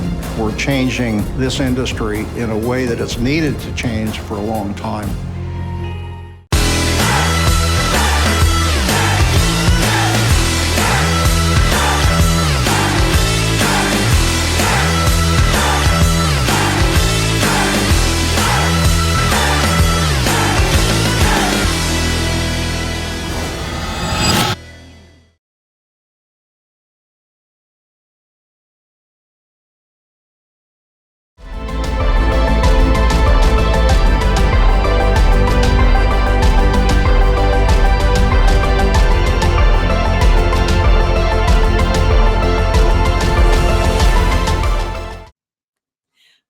pause for our next segment on Microcat parts selling software from Infomedia.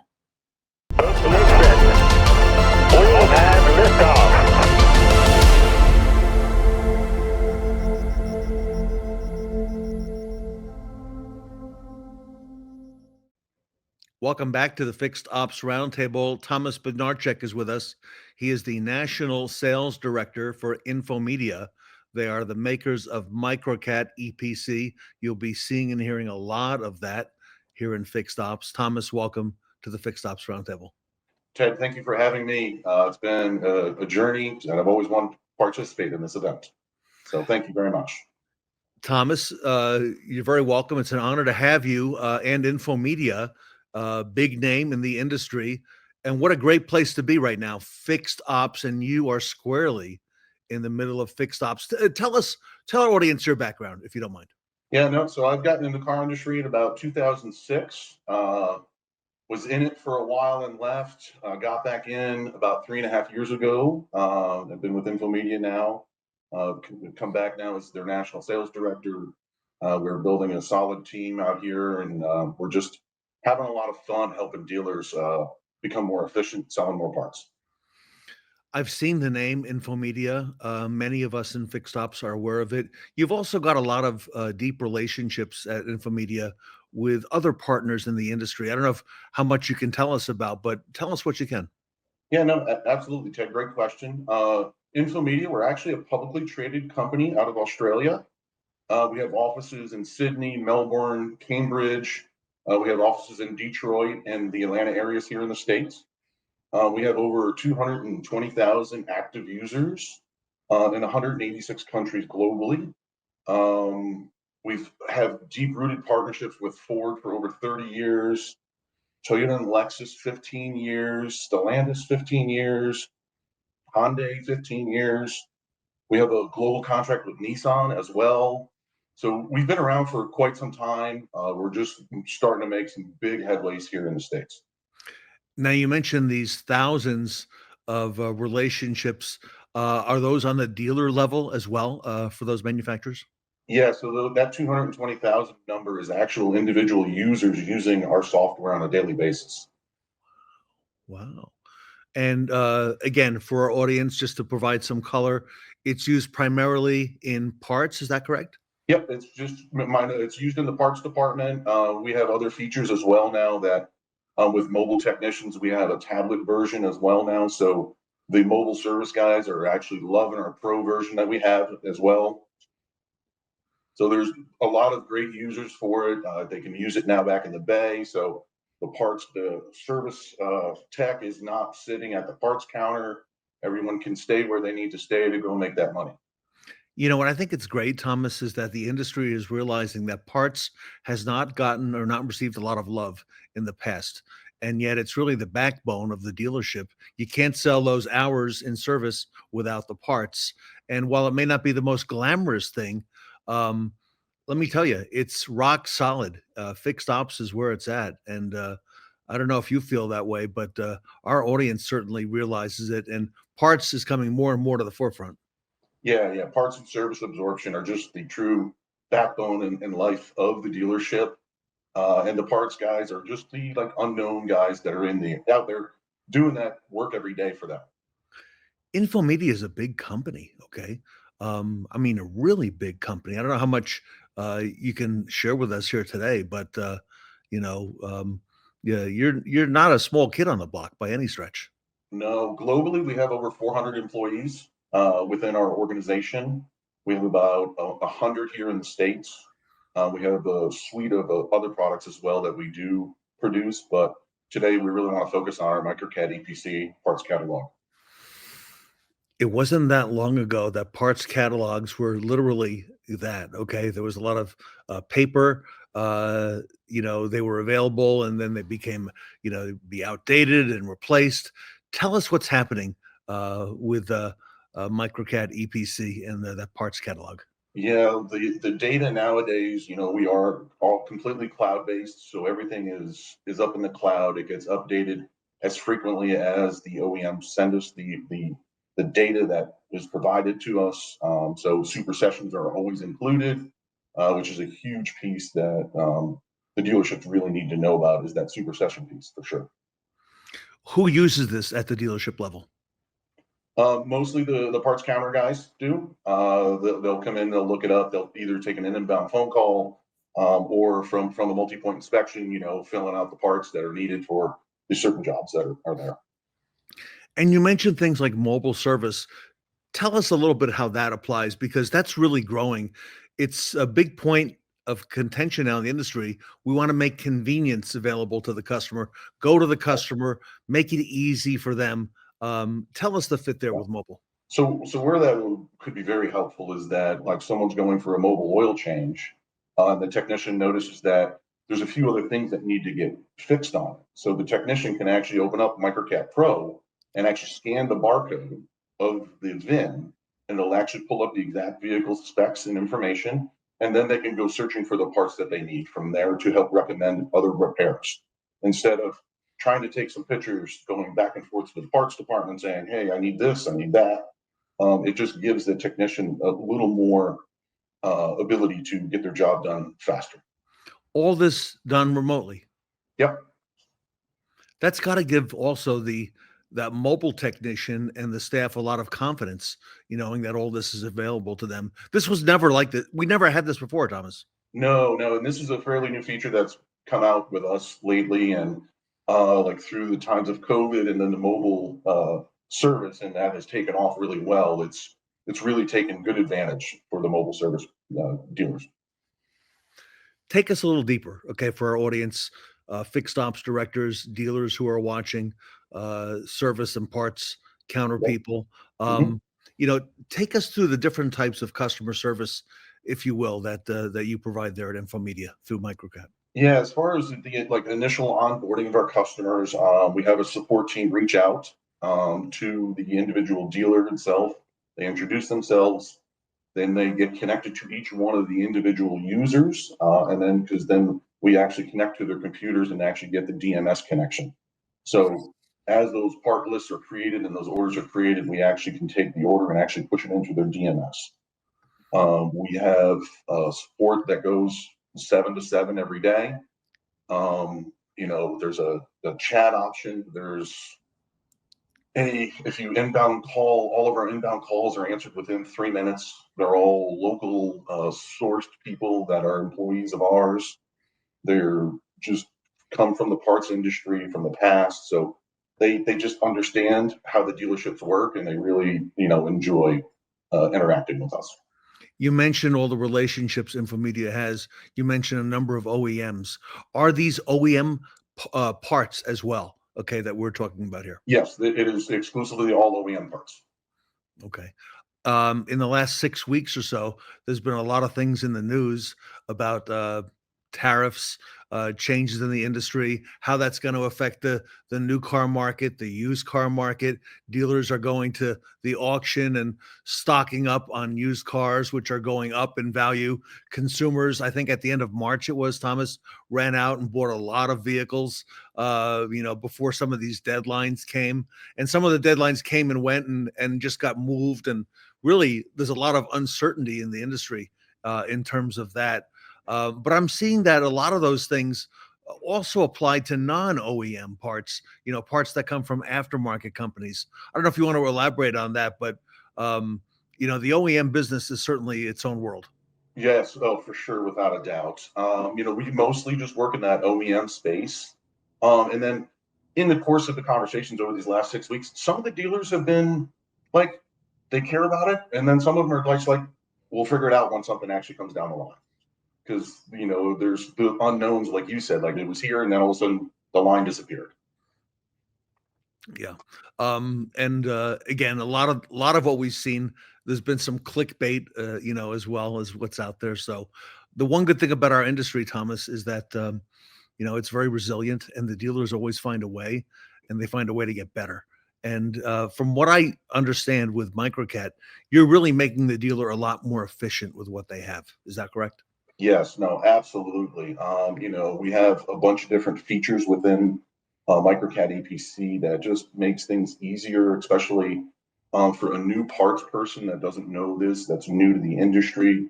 Our global search option is a great feature. You can enter in the last 8 of the VIN, and you can just type in the word water pump, and it'll actually search the water pump tied to that VIN. You can do a combination of P and C's as well. So there's like up to 16 different things. So you can get, a new user up to speed real quickly with that, for sure. So talk to us some more about that. Tell us more about how it's used. You mentioned the new parts counter person who is not going to know, not going to have the experience, with all the parts. Tell us how Microcat is used typically in a dealership environment. Yeah, so I mean, it'll be used at the back counter, from after the MPI has been completed. Those are usually a little more of the seasoned parts counter people. So they'll know all the P&Cs to get orders done, taken quickly as well. And then, like a lot of times, even in a wholesale setting as well, they can just enter in the VIN. They can just enter in whatever they're looking for. They can create favorites, so they can create custom catalogs for themselves. We have large images that show, so it's not just a little thumbnail. So it's a bigger picture that you can zoom in on it.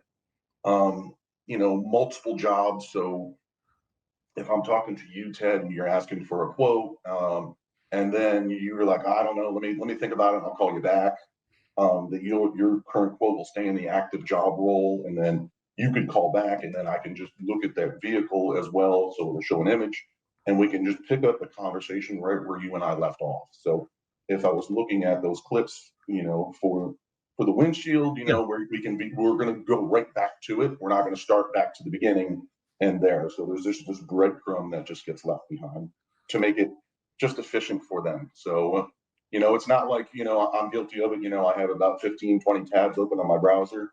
So it's all contained within the system as well. So you're not playing guess which tab I'm trying to open, as I always like to say.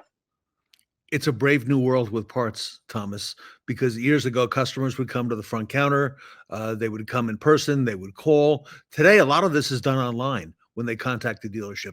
And the customer knows the information while they're talking to the parts counter. They've got their web browser open with 3 or 4 pages of things. So this helps make the parts counter more efficient, probably more accurate, with their quoting as well. And dealerships do business in retail. They do it in wholesale, and we're starting to see a lot of online parts sales, e-commerce as well. Yeah, absolutely. We do have an e-commerce solution as well that I know we're going to talk about in one of our other upcoming features as well, Ted. So I won't take the thunder from Dan, who's going to handle that from our team as well. Within even the Microcat EPC, there are some add-ons, like you mentioned, the wholesale piece. We have a messenger piece that gets attached right into Microcat EPC. So you invite the dealer to participate, and then they can actually take a picture of the VIN that they're looking to get a quote on, and it populates in. You hit one click, and it'll actually open up the actual vehicle that's needed. Like if they're looking for a certain screw or a clip, you can actually take a picture of the image, circle it, send it back to the wholesale customer or the body shop. Is this the pin that you're looking for? And so you can get those communication lines direct and clean. And then you're not worrying about shipping a part out and then having to get it returned and restocking it and that. So it does create some great efficiencies for that as well. I just had a panel here, and it was on a new parts robot that has come to market, where the dealerships are now being able to use that. It's still in pilot. It's early, it's in its infancy, but the back counter now has a robot bringing the parts out to the technician, so they don't have to walk to the back counter or hang out at the water cooler, and be less efficient, shall we say, and deliver those parts right to the tech. Everyone's looking for an edge, and what you're doing here with Infomedia, with Microcat, this is a huge edge in giving dealerships a leg up. Yeah, no, definitely, and it's and I've seen that video as well with the little cart delivering it. Like I was like, ooh, that's neat. But like it's totally just creating the efficiencies, trying to keep everyone where they need to be for the dealership to turn around and give the customer the best experience. The end of the day, it's the customer experience. And we're just trying to give them the tools to make it more efficient and just have a seamless process for the customer. All right, Thomas, if our audience wants to get more information on Microcat EPC, do they reach out to you? Do they go through their OEM manufacturer if they're one of the ones that you mentioned? What's the best way? Ted, great question. They can come reach me directly from here. My email's going across the bottom of it. There's also going to be a QR code here afterwards that we get there that'll take you to a landing page where you can fill out your information. Just reach out to us. We'll be happy to help you, give you a demo, show you where those efficiencies are and how much this can actually help you and your dealership. Well, congratulations to you and Infomedia. I'm going to ask Thomas, I'm going to invite you back to the next Fixed Ops Roundtable if you folks would like to take us up to the next level and show us how this is continuing to progress and work with dealers. Great job on this. And again, congratulations to you and the team there at Infomedia. Absolutely, Ted. Thank you so much for giving us the chance to talk a little bit about Microcat and Infomedia. Everybody, that's the big name, okay?